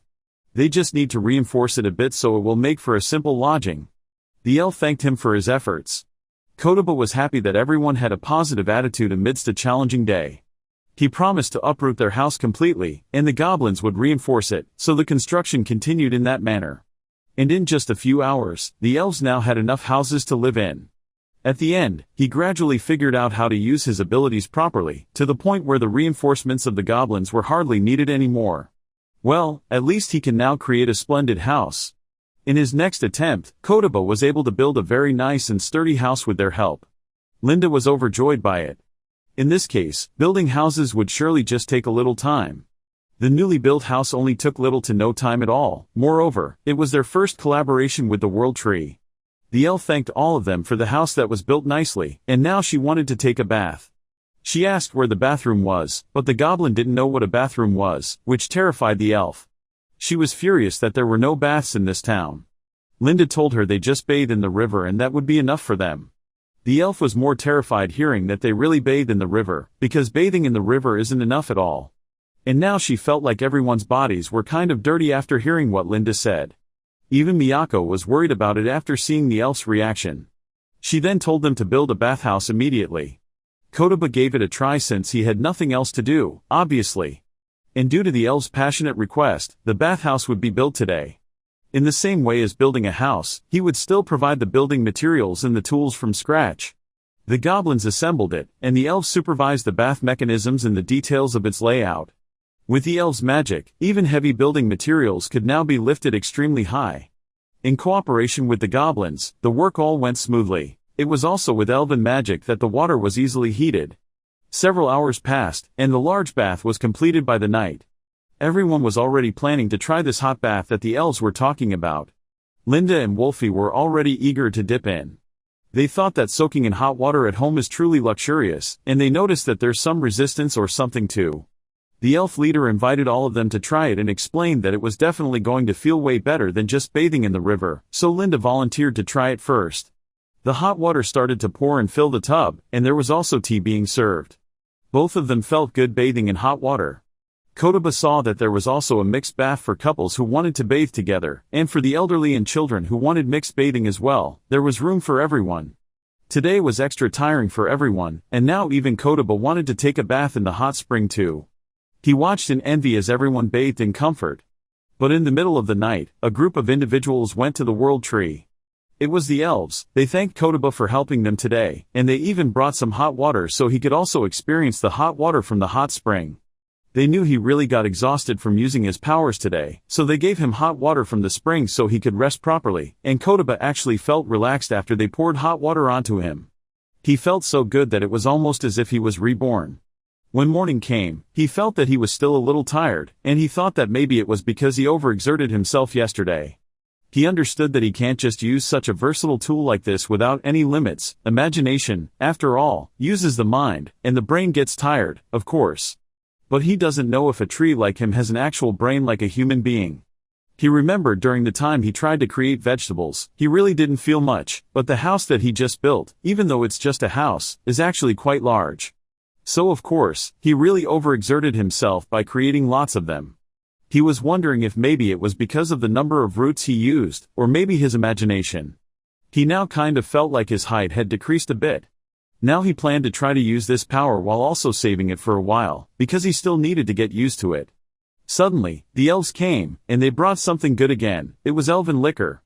Wolfie tasted it and was amazed by its sweet, thrilling taste. He could really feel the heat spreading throughout his entire body. Linda wondered how this drink was made. But according to rumors, it required elf saliva or something too. Since all elves are beautiful women, it actually didn't bother Kotoba much, and it was just rumors after all. It also had a lot of nourishing and strengthening effects. It was said to have anti-aging and longevity effects too. And the more varieties of wine in the village, the better. Everyone loved alcohol here, and they were overjoyed that elven wine was added. The number of townspeople had increased again, and Kotoba thought he should try to organize them in his own way. The next day, he organized the arrangement of each race so he wouldn't get confused. The World Tree's town now had 150 goblins, 90 werewolves, 20 elves, 25 humans, 5 arachne with many extra species of spider monsters, but they were all above the tree, 15 orcs, 1 slime girl, and many kinds of slime monsters. There were also 5 demon ghost wolves. The humans were actually from Makoro's place, as they also served as lookouts for the town. Initially, Kotoba was perplexed at first by the prospect of cohabiting various races, but he didn't think he would get used to this. He wondered why Arachne hadn't come up in conversation much anymore, and maybe there was a reason for that. Basically, Arachne lives on the tree, which is actually part of Kotoba's body, but they don't interact much now. She regularly gives Kotoba clothes and fabric, especially during the cold winter, and they get along well. The place where she lives is slightly different from the others too, and the time period is also different. But he noticed that the Arachne seldom comes down to spend time together with the others anymore. It only happens during the festivals a few times a year. Speaking of festivals, the elves seemed to be preparing for one. Every evening, there was a time for the elves to pray. They surrounded Kotoba and came to offer prayers every evening. At first, he wondered what they were doing, and after that, magical powers came out from their hands. He was wondering what they were praying so hard for. He told them that even if they prayed that much, nothing would come out, but the elf leader asked him if he was still unaware about something. She explained that the growth of the world tree requires faith. Kotoba was amazed upon hearing what she said. He asked if they were praying for him. The elf answered that the more faith that gathers, the better, because the power of the world tree will continue to grow depending on the amount of faith. Recalling all that had happened through the years, he thought he had grown this big because various living creatures had gathered around him, and maybe it was when he was being thanked by all of them that he received their faith. In thinking that way, he should also be grateful to everyone too. Suddenly, the elf said that she thought it was about time the accumulated faith needed for manifestation was now sufficient. She told Kotoba that she wished to see it at least once. She was actually talking about Kotoba's true form. But Kotoba was confused about the words she just said, because he was actually right here standing in front of them. But the elf said that with this much faith, a human figure can create a split body so he can act freely. Kotoba had no idea he could actually do that sort of thing. He was surprised to learn that something like that was possible, and if what Era said was true, he thought it sounded really awesome. As Kotoba got excited about it, Era then told him that the world tree should at least show them his true form. If she was telling the truth, he would be overjoyed. Era spread her arms wide and called upon the world tree to reveal its true form. Then, folding her hands as if in prayer, she explained that faith was the world tree's primary source of power. The more beings who worship it, the stronger it becomes. With their faith, it could even create real miracles. They had been praying to him for several days now, so he should have accumulated enough faith. With it, he could create a humanoid clone and finally move around freely. Kotoba asked excitedly if that's really possible. And if it is, how can he do it? Era replied that it was very simple, just like when he created a house. First, he needed to prepare a body. To do this, he would have to shape a person using his roots. She told him he could try it right now. He could hardly believe it. Was she serious?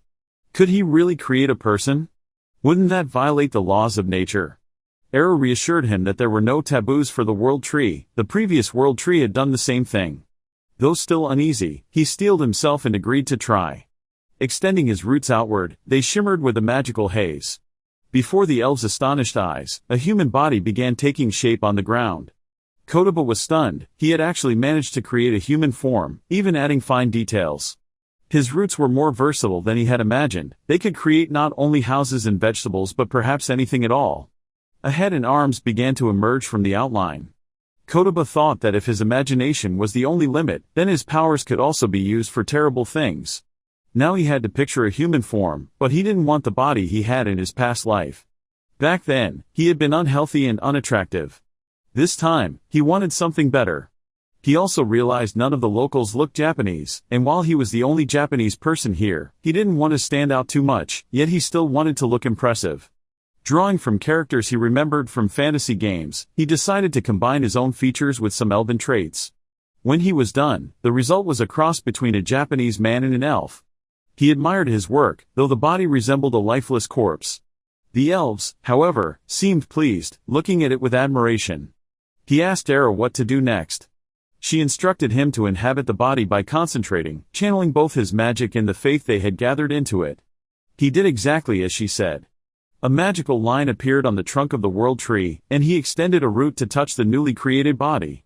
The body's eyes opened, and it slowly sat up. The elves were in shock, unable to believe it had actually worked. Kotoba flexed his hands, they moved exactly as they should. Overcome with emotion, he jumped to his feet and shouted in triumph. Since his rebirth as a tree, he had been unable to take a single step. Today, a new chapter of his life began. He could finally walk again. Era cried out in joy, calling it amazing. Linda and Wolfram hurried over, and the village chief demanded to know what was going on. Meanwhile, Kotoba tested his body piece by piece. Everything worked perfectly, though his height was now closer to that of a high school student. He asked if they had a mirror. Era handed him one, and when he saw his reflection, he couldn't help but think he looked really handsome. With this body, he could now taste the local food, travel the world, read the books here, and, most importantly, visit the bathhouse he had been envious of ever since it was built. He let out a satisfied laugh. Linda stared in disbelief. He asked if he's really the world tree? Kotoba decided to greet them properly in this form. Waving, he asked if they would be friends. Linda, snapping out of his shock, grabbed him by the arm and leg, lifted him up, and shouted that they would hold a welcoming party. The elves grew embarrassed when the fig leaf covering him fell away, forcing Kotoba to cover himself with his hand. He tried to say there was no need for a celebration, but Era insisted, this was a momentous occasion. He was the master of the city, and now everyone could see him in person. She added that the elf girls, along with Wolfram and Linda, all wanted to speak to him today, and that they would drink together. That evening, the townspeople held a grand celebration in his honor, drinking and laughing late into the night. Everyone was thrilled that the world tree had shown them such a miracle. While pouring him wine, Ira asked if he liked it.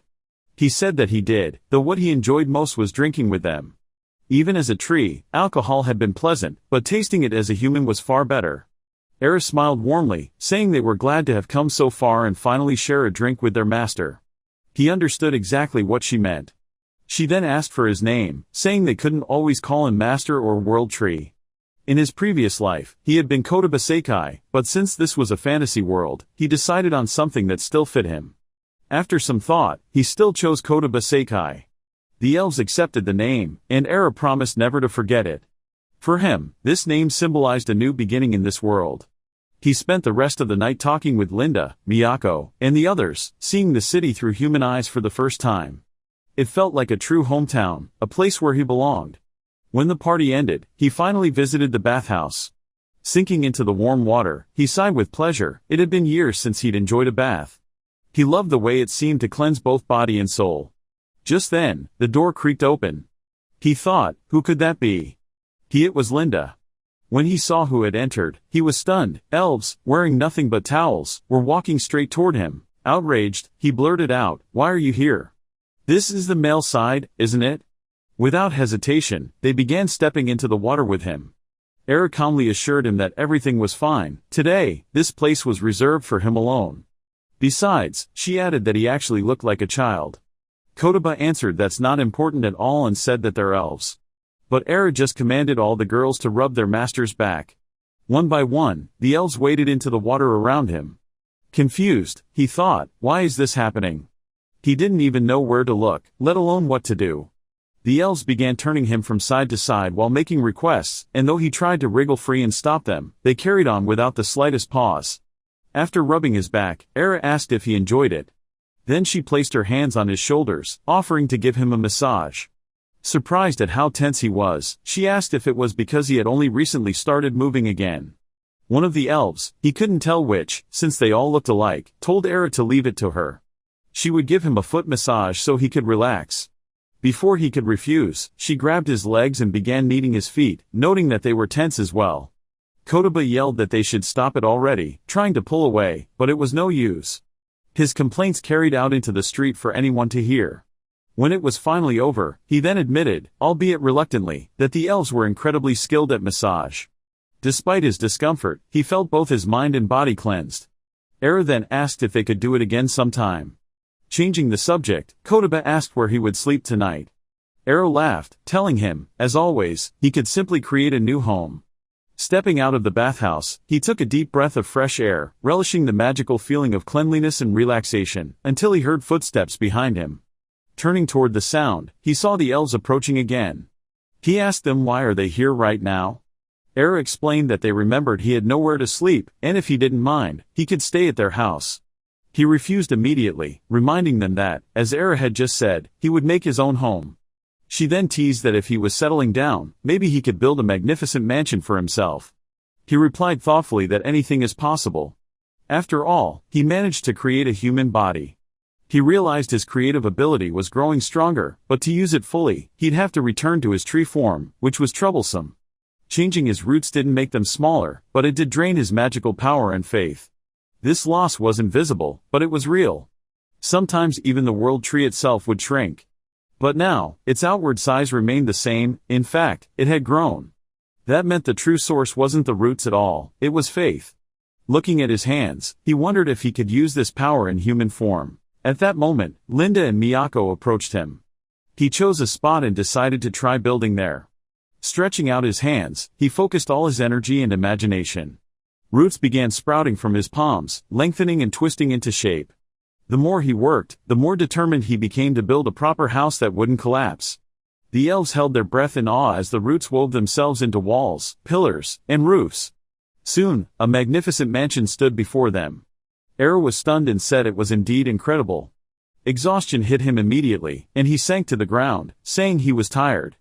Enro sat beside him, telling him they'd handle the inspection. Grateful, he admitted he was too worn out to do anything more, he had spent too much faith. Still, he knew a good night's rest would restore him. Enro explained that his human form was what made communication so effective. Faith in him had grown far more than when he'd spoken through a translator. Feeling invigorated by her words, he got to his feet, shook himself, and assured her he was fine. Linda examined the mansion, confirming it was stable. Turning to Kotoba, he said it was safe to enter. With a mixture of pride and excitement, Kotoba stepped inside, already dreaming of the deep sleep he would finally get, until he heard footsteps again. The elves had followed him inside. He then asked them again why are they still here. He was really in disbelief. Enro then said that it's really simple, they're the people of the world tree, so they'll take care of him. And naturally, they'll also live with him too. He was taken aback, it wasn't even phrased as a request. Enro explained that they had lived with the previous tree too. She gestured around the spacious mansion. Seeing there's more than enough room, and he can't manage a place like this alone. So they're going to be the one that's gonna handle everything, starting with cleaning. He tried to protest, pointing out that they had their own homes. She reassured him that there were plenty of them, and if some moved here, the rest would have more space. Seeing his troubled expression, Enro asked sadly if he's actually forbidding them. Looking into her pleading eyes, he thought, how can he say no to that face? He agreed they could choose their rooms. The elves cheered and thanked him. Finally ready for bed, he entered his room, but his peace was once again shattered when the same group followed him inside. He asked why are they still following him. Enro replied that it's actually very obvious. He'd be lonely if he will sleep alone, so they're here to accompany him. Kotoba was indignant. What did she just say? Was she serious? He firmly refused and ordered them to return to their rooms. The elves huddled together and pleaded, saying they felt lonely without him. They begged for mercy, claiming they couldn't fall asleep unless he stayed. Reluctantly, the protagonist agreed. Enro noticed he could understand them, thanked him, and took his hand. He pulled his hand away, telling her to stay put. Sleeping together was out of the question for now. Seeing her frightened expression, he softened his tone, explaining they needed to take things slowly. She smiled in understanding. He said that they should start with hugs first. The elf embraced him tightly. He tried to free himself, but Enro kissed him on the cheek, wishing him good night and sweet dreams. He was left stunned, it was such a tender hug, unlike anything he had experienced, even in his past life. Lately, more elves had arrived, taking up a significant portion of the city. It turned out that elves did not eat meat at all, and vegetable supplies were running low. Era then suggested they create large farms. The idea struck him as rational. Up until now, there had only been small gardens, hardly enough to be called farms. At that time, he still didn't fully understand his ability, but now that he had mastered it, creating larger farms would be easy. He could even improve vegetable varieties. In the past, he only knew crops from his previous world, but after trading with Makoro, he could grow vegetables unique to this one. Each attempt at a new crop had been a success. He announced that they would set up large farms on the outskirts of the city, planting different crops on each. Linda greeted the idea with enthusiasm, saying they'd never run out of vegetables again. They also decided to build greenhouses, since each vegetable needed different amounts of water. Thankfully, the elves taught him everything. One day, he wrote down his plans and mentioned wanting to speed up crop growth. Era told him he could. Surprised, he asked if she was serious. She handed him a large vessel containing roots, explaining it was a legendary growth stimulant preserved by her family. He was doubtful but listened as Era assured him it wouldn't affect the taste. When he asked if it was too valuable, she admitted it was, but there was a way to mass-produce it. Then it clicked. With his ability, he could replicate it without any trouble. Determined, he reached for the vessel and concentrated. Moments later, an identical one appeared beside it. He had succeeded. He took the stimulant to one of the greenhouses and scattered it over the garden beds. Kotoba was pleased, remarking that they would no longer have to worry about vegetable shortages. Era added they could even sell the surplus to Makoro. Holding the vessel, he marveled at how incredible the stimulant was. Era agreed, saying it was the power of the World Tree. Apparently, in this world, the World Tree was an all-powerful being, a concept he found fascinating. Just then, the creak of wheels caught his attention. A merchant had arrived, perfect timing. Makoro, upon seeing him, was stunned. He asked if this is really the true form of the World Tree. He exclaimed, calling him a godlike being. The feeling of joy was mutual. Kotoba showed the merchant their farms and treated him to fresh vegetables. Makoro noted that both the vegetables and the wine made by elves and goblins were incredibly popular. Everyone was thrilled to have such rare goods available. Kotoba mentioned he also made wine from the World Tree. Makoro was astonished. He explained that it used the tree's resin, with its leaves added for flavor. Locals called it the World Tree wine, a drink that was so delicious, eased fatigue, and had become a hit in town. Makoro tried it, immediately agreeing it would sell well. Before leaving, Makoro was praised for his work. He promised to return and start selling the wine. Later, in his own town, he put it up for sale at $99.99. A customer questioned the price, but Makoro, offended, explained it was made from parts of the World Tree, a rare and special alcohol. The customer, after some thought, bought a bottle. Sheena, the merchant's assistant, invited the customer to return, then went home. Entering her house, she visited her sick father, Edward, carrying the wine. She told him she had bought an unusual drink, the World Tree wine, and that it was supposedly delicious. Edward thanked her. Pouring it into a mug, he admired its color and aroma, noting he didn't have much time left but was glad he could still drink. Sheena reminded him that the doctor advised against alcohol, but 1 cup wouldn't hurt. He chuckled sadly and agreed. But then, something miraculous happened. After taking a drink, Edward suddenly felt a surge of strength. He jumped out of the bed to which he had been confined for so long. He's wondering what is happening with him. And he exclaimed, feeling his health and vigor return. Sheena stood speechless, unable to comprehend what she was seeing. Her father shouted again that he felt incredible. When the doctor arrived for his next visit, he could hardly believe his eyes. It seemed impossible, but the patient was in perfect health. The doctor examined him thoroughly, then concluded that his illness had completely vanished. Edward himself was stunned, amazed, even. And it was all thanks to the wine. Turning to his daughter, he thanked her from the bottom of his heart. Sheena couldn't hold back her tears of joy for her beloved father. The next day, Edward and Sheena visited Makoro's store. After telling him the story, Edward expressed his gratitude for such a priceless product. Makoro was speechless. He asked again if what Edward said was really true. Sheena confirmed it, explaining that the moment her father drank the wine, he immediately felt better. Edward added that they were deeply grateful to the merchant. After they left, Makoro held the bottle of wine in his hands, marveling at it. He knew he had to tell Kotoba about this at once. He saddled his horse and soon arrived in the city of the World Tree. When he shared the news with him, he grinned knowingly and said, "So that's how it is." Makoro asked what they should do next. Kotoba replied that he didn't mind letting the wine heal people. When Makoro asked if he should keep selling it, he simply said, "Why not?" Satisfied, Makoro thanked his ally and decided to sell the wine of the World Tree, a drink that could cure any disease, restore lost strength, and heal wounds. Adventurers quickly began buying it instead of potions, and citizens recovered from long-standing ailments. Joyful shouts echoed throughout the city. As a bonus, it tasted just as good as fine liquor. In no time, the wine of the World Tree became incredibly popular. They say that, in the years to come, it would be remembered as a legendary elixir, but that's another story. Before long, news of the wine reached the dwarves. The leader of one group, named Ryef, tried it and was delighted, calling it delicious. His partner guessed it must have been brought from the forest. Ryef grinned, deciding they should investigate. Gathering their team, they set off and soon reached their destination. Meanwhile, Linda, finishing his nightly rounds, passed by the wine warehouse and heard noises inside. Opening the door, he was shocked to find a group of elderly dwarves drinking straight from the barrels. Startled, he called out and demanded to know who they were. Ryef, wiping his mustache, declared the wine a masterpiece. Hearing Ryef's shout, Kotoba and Makoro's assistant rushed over. The assistant inspected the barrels and cried out in despair, every drop of the expensive alcohol was gone. Ryef, however, considered it an honor to have their praise. Kotoba, baffled, asked, "Who the hell are they?" The old dwarf replied with a question of his own, asking whether they were locals or outsiders. When told they were in the city of the World Tree, he laughed, hugged the stunned Kotoba, and apologized. They simply couldn't resist fine alcohol, he explained. Dwarves, after all, had an unmatched nose for such things. Kotoba muttered, "Dwarves. So these short old guys really are crazy about good liquor." The merchant's assistant groaned over the loss, certain Makoro would be furious.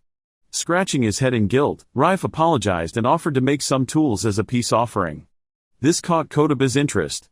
Ryef proudly ordered his companions to fetch their field forge. In no time, blacksmithing equipment, bellows, anvils, a furnace, and coal appeared in the warehouse.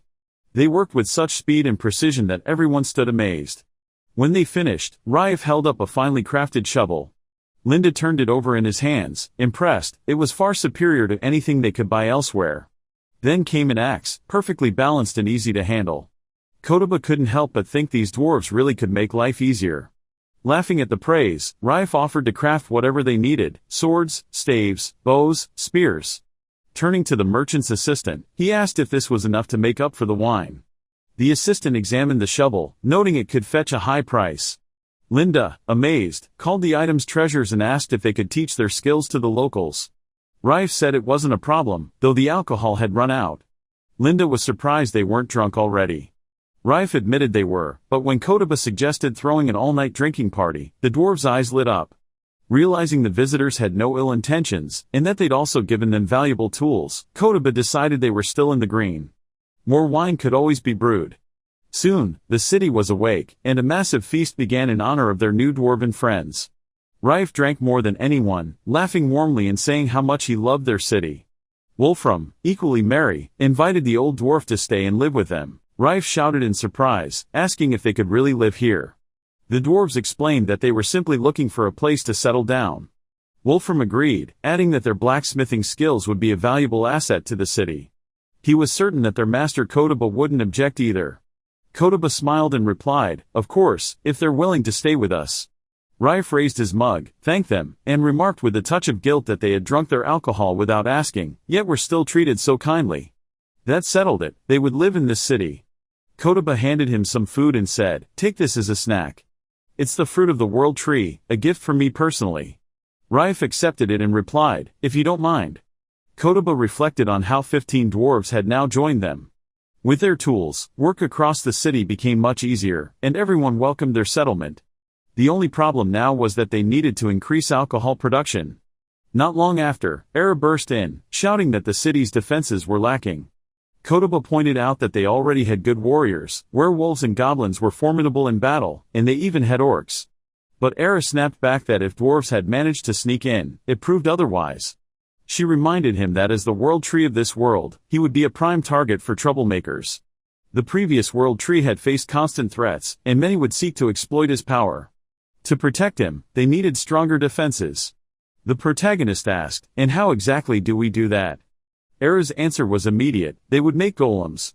She explained that golems were stone monsters, almost living legends, now so rare that they were only found in ancient ruins. Nobody knew how to create new ones anymore. The protagonist admitted that a single golem was worth 100 soldiers, and asked if she truly knew how to make them. Era nodded, saying the elves had preserved the ancient traditions, and she knew the method. With her guidance, anyone could create a golem. Kotoba was thrilled, saying that's actually great, and that they should try it now. They began by gathering the necessary materials. A large stone served as the base, and using his abilities, Kotoba created several stones for the body's foundation. Goblins and orcs assembled the structures, sealing them with clay. The elves then carved intricate magic circles into the stones. For the final step, Kotoba infused the fruits of the world tree into them. When everything was ready, Era activated her ability and commanded the golem to rise. The huge pile of stones suddenly shifted, coming to life and standing upright. The protagonist was impressed. With golems, the city would be safe now. Era smiled, saying they could now sleep peacefully. Wolfram excitedly suggested taking one on a hunt, boasting that they were now much stronger. That day, they created 3 golems. Being tireless and uncomplaining, they could guard the city day and night. Later, Kotoba cut an apple into a cup and enjoyed it, thinking about how the fruits of the world tree could trigger evolution in those who ate them. Elves who ate the fruit became high elves with greater magical power. Dwarves evolved into elder dwarves, growing taller and stronger. Rife was especially pleased, looking even more imposing. Orcs became great orcs, massive and rock-like in build. For lower creatures like slimes, multiple fruits were needed for full evolution. A normal slime could become a large slime, then a slime king, and eventually even a slime girl. Advanced races, however, only had one evolutionary stage.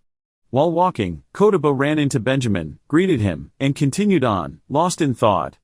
Era noticed him but said nothing. Children gathered around him, and he absent-mindedly patted their heads as they followed. He knew it was reckless to hand out the fruits too freely. The more species evolved, the greater the impact on the ecosystem, and not all evolved monsters would remain friendly. To avoid another incident like the one with the eldritch cultists, he decided to stop distributing the fruits indiscriminately and ordered that they be stored in the warehouse for special use only. Rife later approached him, saying the dwarves wanted to create their own workshop. Kotoba had no objections, and the dwarves wasted no time building it entirely by themselves. In no time at all, it was finished, and they also built their homes nearby. Inside the workshop, Rife explained that they intended to produce various tools and weapons, hoping the Kotoba wouldn't mind them crafting arms for the city's warriors.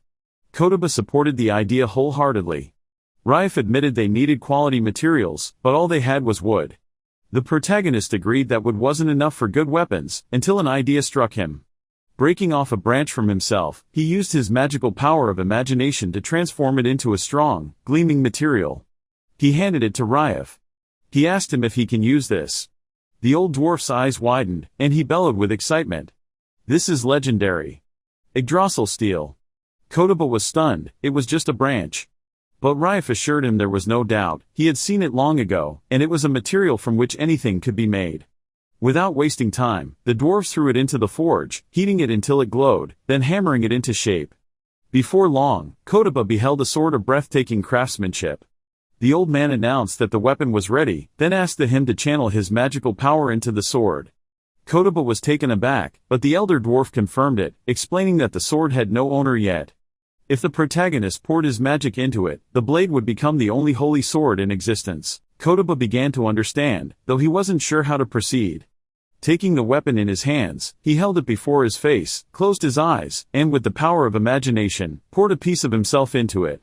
Suddenly, the blade blazed with a brilliant light, so intense it nearly blinded those watching. Gasps of awe filled the air. Even more astonishing, the sword began to change shape, shifting fluidly as if alive. The old man declared that it was the world tree's magical power that had transformed the sword. At a glance, anyone could now tell, it was unmistakably a holy sword. Rife suggested that the protagonist try swinging it. He did, and was amazed to find the blade moved as if it were part of him, anticipating his every motion, gliding effortlessly through the air. He said that it may have been his branch at first, but it's been a part of his body from the very beginning. Then, with excitement, he suggested they try it out, though he wondered on what. At that moment, Raif's voice rang out in alarm. The demon bear was attacking the children. Kotoba's pulse quickened, not with fear, but with anticipation. Perfect timing. Raising the holy sword, he shouted for his allies to leave the beast to him and charged forward. Era called after him, her voice filled with excitement. He followed the charge, but Kotoba struck first. To everyone's shock, the blade sliced the massive creature clean in half like a beam of light, and the force of the swing tore through the stone fence beyond. When the stunned silence broke, Kotoba looked at the sword with admiration. So this is its true power. Raif corrected him. Not just the sword's, yours as well. He then asked what name would he give it. He got confused about the question. He thought about it for a moment. Then he called it the Holy Sword Yggdrasil. Raif's face lit up. Perfect. And so, Kotoba became the sole wielder of the world's only holy sword. After witnessing its power, he decided it would be reckless to mass-produce weapons from Yggdrasil steel. The dwarves forged arms for their own warriors, but none were sold to Makoro or outside the city. They agreed to reserve the steel for their own use. Instead, they began crafting tools, axes, hoes, and more, that made daily work far easier. Meanwhile, merchant Makoro had sold their world tree wine at a staggering price, causing a stir in the market. It was so potent that people began using it in place of healing potions. Though the protagonist had released only a small amount, it was enough to leave the city's hospital nearly empty. Some wards even gathered cobwebs, and the idle doctors longed for patients. The protagonist did little to expand wine distribution, but the fruit of evolution, Yggdrasil steel, and other rare materials remained strictly controlled. Kotoba, looking at a chest of the steel, remarked that they needed to be far more careful with what they sold to the outside world. Some time later, Kotoba called Raif and made a surprising request: 8 more holy swords, forged from Yggdrasil steel. Raif raised his brows. 8? Yes, the protagonist explained. 1 for each faction leader. With this, we'll keep balance in the city and ensure peace among all races. The dwarf was silent for a moment, then grinned. So, the peak of my career is finally here. He promised to give it everything he had. When the swords were ready, the first went to Linda, the goblin chief, who accepted it gratefully. He asked if he could name it, and of course he agreed. Linda then told his son York to do the honor.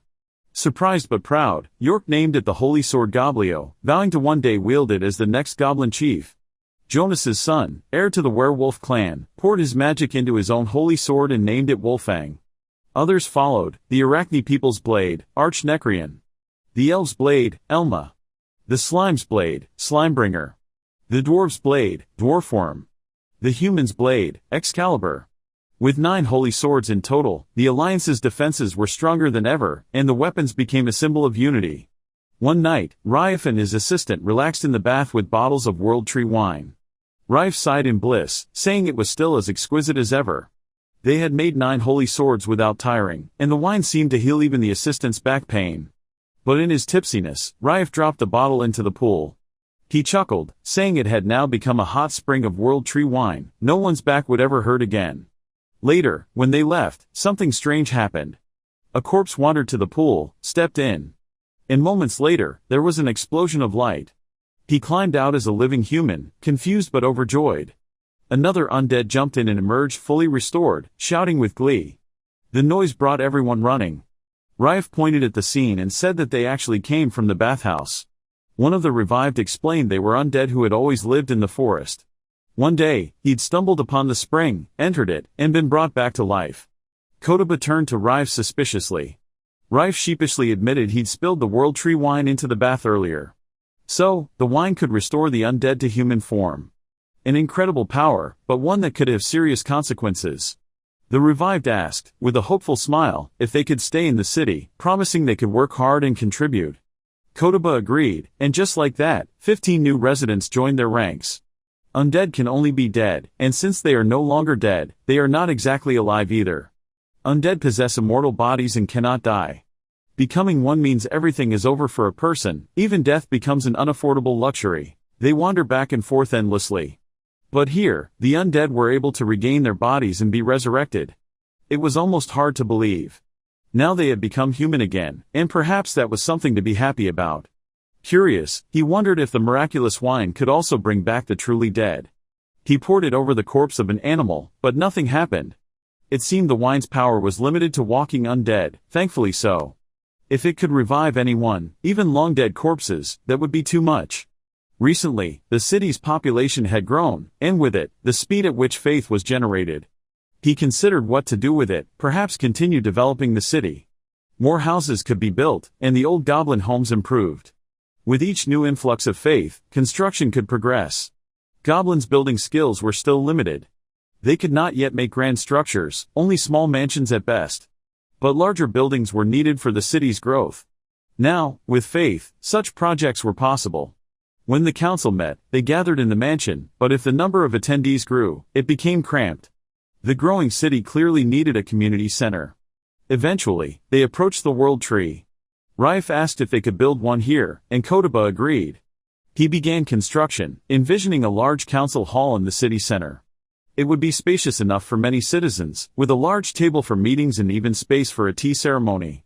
Tea would certainly be appreciated. Before long, the building was complete. From now on, all council meetings would be held there. Upon entering, Ren remarked in surprise at how everyone could now fit comfortably. Kotoba noted it still needed a few adjustments but decided to leave it to the others. He warned them not to light fires inside, better to eat outdoors. Then it struck him, they should build a canteen. The idea quickly took hold. People could eat whatever they liked, and it would become a place to gather and enjoy themselves. The kitchen would be ready before the grand opening, and plenty of food would be prepared. The new canteen also created jobs, funded by profits from trading with Makoro. When the canteen finally opened, Urugu tried the stew and found it plain. Gonzalez's vegetable stew was healthy and filling, but it lacked flavor. What's wrong with healthy eating? Urugu argued. Eat this every day and you'll be a healthy goblin. Kotoba thought it was fine, but Urugu had a point. The canteen served only simple, cheap meals. Sometimes people wanted something special. So, a restaurant was opened, offering more variety and finer dishes for those willing to spend more. Benjamin wondered who the chef would be, and suddenly Catherine stepped forward. She had always dreamed of cooking professionally and hoped they would enjoy her food. Benjamin was eager to try it, but Mimiko quickly dragged him away, insisting he could eat at home. Benjamin protested, declaring his love for her. One day, a wandering bard named Seal arrived. He explained that he loved to paint and had spotted the massive world tree from afar, which drew him into the forest. The tree was so tall it could be seen from neighboring lands, though reaching it was dangerous for most. Seal asked to stay in the city for a while, and Kotoba agreed. For several days, the bard entertained everyone with music and paintings. On his last day, he thanked them, saying he would never forget his time here. Wolfram smiled, calling him a good man. As he left, Seal promised to visit again. A few months later, adventurers appeared at the city gates. Jonas asked who they were, and they explained that they had heard of the city from Seal. He had shown them his paintings and sung songs about the place, sparking their curiosity. Kotoba welcomed them, and the visitors soon praised the city's hot springs, charming residents, and delicious food. Before leaving, one of the adventurers gifted them a chest filled with coins, which surprised everyone. Their goodwill only spread the city's reputation further. Soon, more guests arrived, many inspired by Seal's stories and art. Word of mouth worked quickly, and tourism boomed. With visitors arriving from afar, Kotoba built guest houses and shops. The new trading house offered everything from World Tree wine and elven brews to dwarven weapons. Former undead craftsmen began selling exquisite wooden carvings, and business thrived. One day, Linda suggested they celebrate, and that evening, they sat in the restaurant. The goblin joked that without work, there was nothing to do but drink every day. Kotoba realized he was right. Tourists had entertainment, but locals had little. The next day, Kotoba decided it was time to create something fun for the townspeople. Faith was stronger than ever, boosted by the influx of visitors. While his powers couldn't create abstract things like magic or impossibly strong weapons without immense faith, he could craft simpler pleasures. So, he made a board game. When it was finished, he called his friends over. Era asked what it was, and he told her to sit down and try it. After studying the pieces, she smiled knowingly and said she understood the rules. She was ready to play. After some time, Kotoba supported Era, and she rejoiced in her victory. For her, the game was simple and fun. Kotoba, however, felt down after losing to an elf. He remarked that beginners often have luck on their side, but next time, he wouldn't hold back. They played again, and Era won a second time. Then, in the third round, she claimed victory once more. Losing to a beginner for the third time left the protagonist even more frustrated. Era's friends praised her, amazed by her 3 consecutive wins. The leader of the elves exclaimed at how impressive it was. Kotoba noticed how much Era enjoyed the game and thought that, surely, the others would like it too. At that moment, Benjamin walked in and asked what was going on. Linda admitted he didn't understand either. Benjamin then asked Kotoba if he could try the game. He lazily asked what Benjamin wanted, and Linda also expressed his interest in playing, saying he already knew the rules from watching earlier. Soon, the noise drew other townsfolk, and everyone wanted to try what Kotoba had created. He invited them to challenge him, confident he'd show them why he was among the top 3 players in an online Japanese tournament. Linda was the first to sit at the table, and after a while, he exclaimed happily that he had won. Kotoba looked deflated. He had lost not just to Era, but to the goblins too. Seeing his disappointment, Linda grew nervous, apologized, and asked if he wasn't supposed to win. Kotoba reassured him it was fine, the important thing was that everyone was having fun. And so, he went on to lose to the rest of the challengers as well. Later, the children of his allies came to him, eager to play. Delighted, he welcomed them inside and explained he had made plenty of these games, so they could play as much as they liked. The games were so well received that he decided to give them away. Soon, they organized a small tournament, and the whole town joined in the fun. The game caused a huge stir in the city. A few weeks later, the protagonist noticed Wolfram muttering to himself, "This game is getting boring already." The protagonist thought it was the perfect moment to introduce something new, chess. Wolfram looked surprised. "What's this?" he asked. Kotoba replied that it was far more interesting than the last game. Linda and Rife joined them, curious about the new creation. Linda praised Sakai's ingenuity, and Rife also admired it, saying no one expected anything less from him. Before long, other townsfolk gathered, showering the new game with praise, calling it great, cool, exciting, joyful, and even gorgeous. The protagonist smiled, satisfied that chess had brought fresh excitement just as the previous game was wearing out. He didn't stop there, he went on to create shogi, mahjong, go, and other clever entertainments. After some time, Makoro visited. The protagonist showed him his first game, the board game that had started it all. Makoro said it had become popular in other cities and even the capital. He asked if Kotoba would sell him a license to produce them. Seeing no problem, he agreed, and they struck a deal. With Makoro's help, the games began selling beyond their city. To mark the creator, Kotoba asked the merchant to place a symbol of a world tree with a fruit on each set. The Seikai brand board games became a hit, even reaching the capital. The license was sold for a percentage of all sales, and soon, the king himself heard of them. When the king summoned Makoro, he asked if Seikai was the name of the board game maker. Makoro confirmed but explained that Kotoba Seikai preferred to remain out of the public eye and had been too busy for contact. But the truth is, Kotoba had no intention of meeting the king, who was clearly trying to reach him through the merchant. After board games, Kotoba decided to create an entire amusement park. He built swings and various attractions, combining them into a single park. Goblin children loved it, and even adults wanted to join in, though the swings weren't made for them. So, he began creating other activities, logs, ropes, and other components, to form an obstacle course. Rife agreed to follow the instructions, but Linda hesitated, asking if building just parts was worth it. Kotoba explained it was faster and easier this way. The course became popular with both adults and children, though goblins and werewolves breezed through it with their superior physical abilities. He had to make it harder, but even those challenges were soon conquered. Eventually, the townsfolk began holding competitions. Each race excelled in its own way. Arachne, with her many legs, easily dominated the athletics trials and held first place. The city became more lively and entertaining than ever. One day, a merchant arrived with a young man who introduced himself as Dwayne, Makoro's son. Over tea, Makoro explained that he was getting older and planned to retire, leaving Dwayne to take over their work together.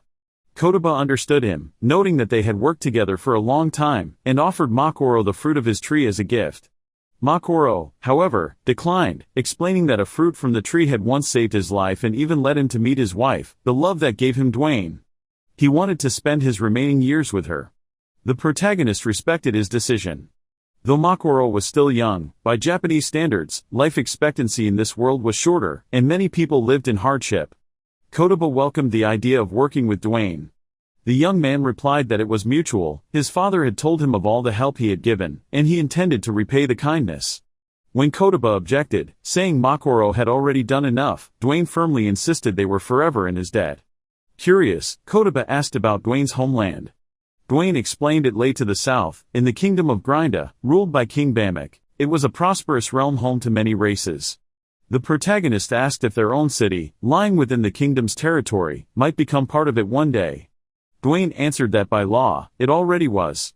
Kotoba reflected that through Makoro's company, they already had strong ties with the kingdom, many tourists came from there, and the merchant's business was rumored to be closely linked to the royal family.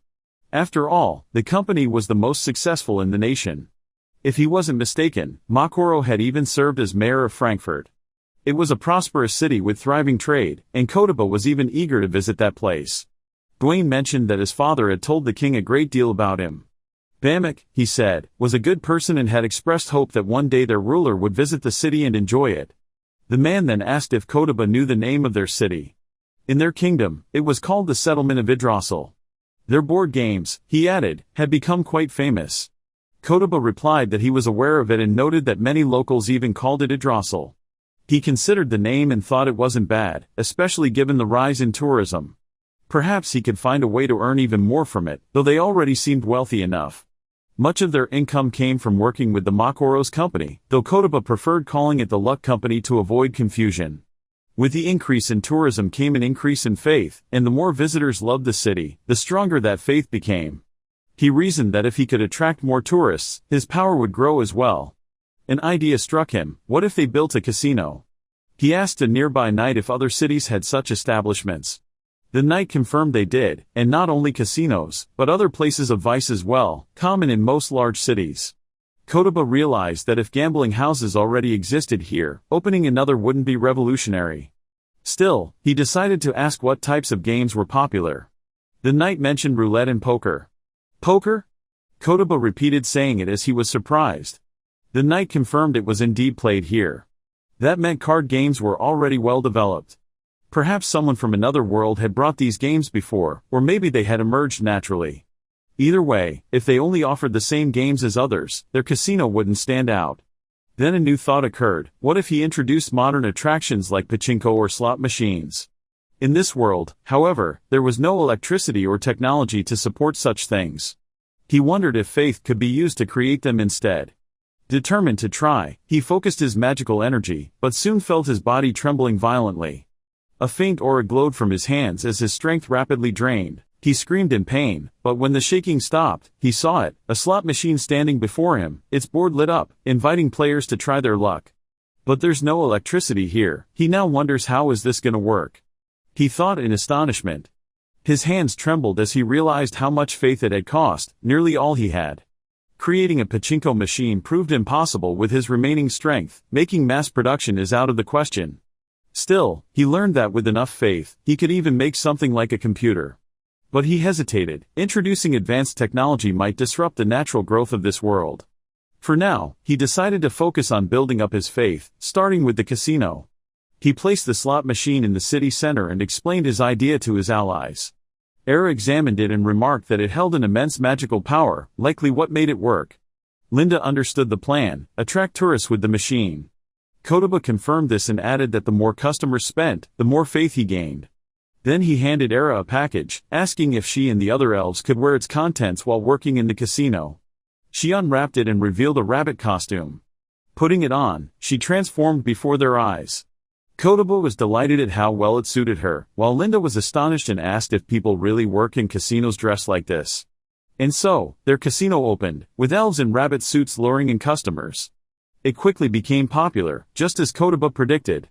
Tourists spent freely, and his faith grew in proportion. The pachinko machine was the star attraction, drawing constant crowds. He even implemented a rule that displayed the growing pile of money inside the machine, tempting visitors with the promise of a huge win. At first, the machine rarely paid out, earning the nickname the Swamp. But whenever someone did hit the jackpot, crowds would rush back and spend even more. The machine ran around the clock, sometimes disturbing the peace, so orc police were stationed nearby to keep order. Kotoba's faith grew quickly, but still not enough for large-scale technological creation. Meanwhile, in the capital, Makoro visited the king. Bamek looked pale and weak, coughing heavily. Makoro presented him with a vessel of wine from the world tree. Later, Makoro visited Kotaba again. Surprised but happy to see him after so long, Kotaba asked what brought him here. Makoro explained that he had a special request, that would he be willing to travel to the kingdom of Grinda. Because the dying king wished to meet him and personally express his gratitude.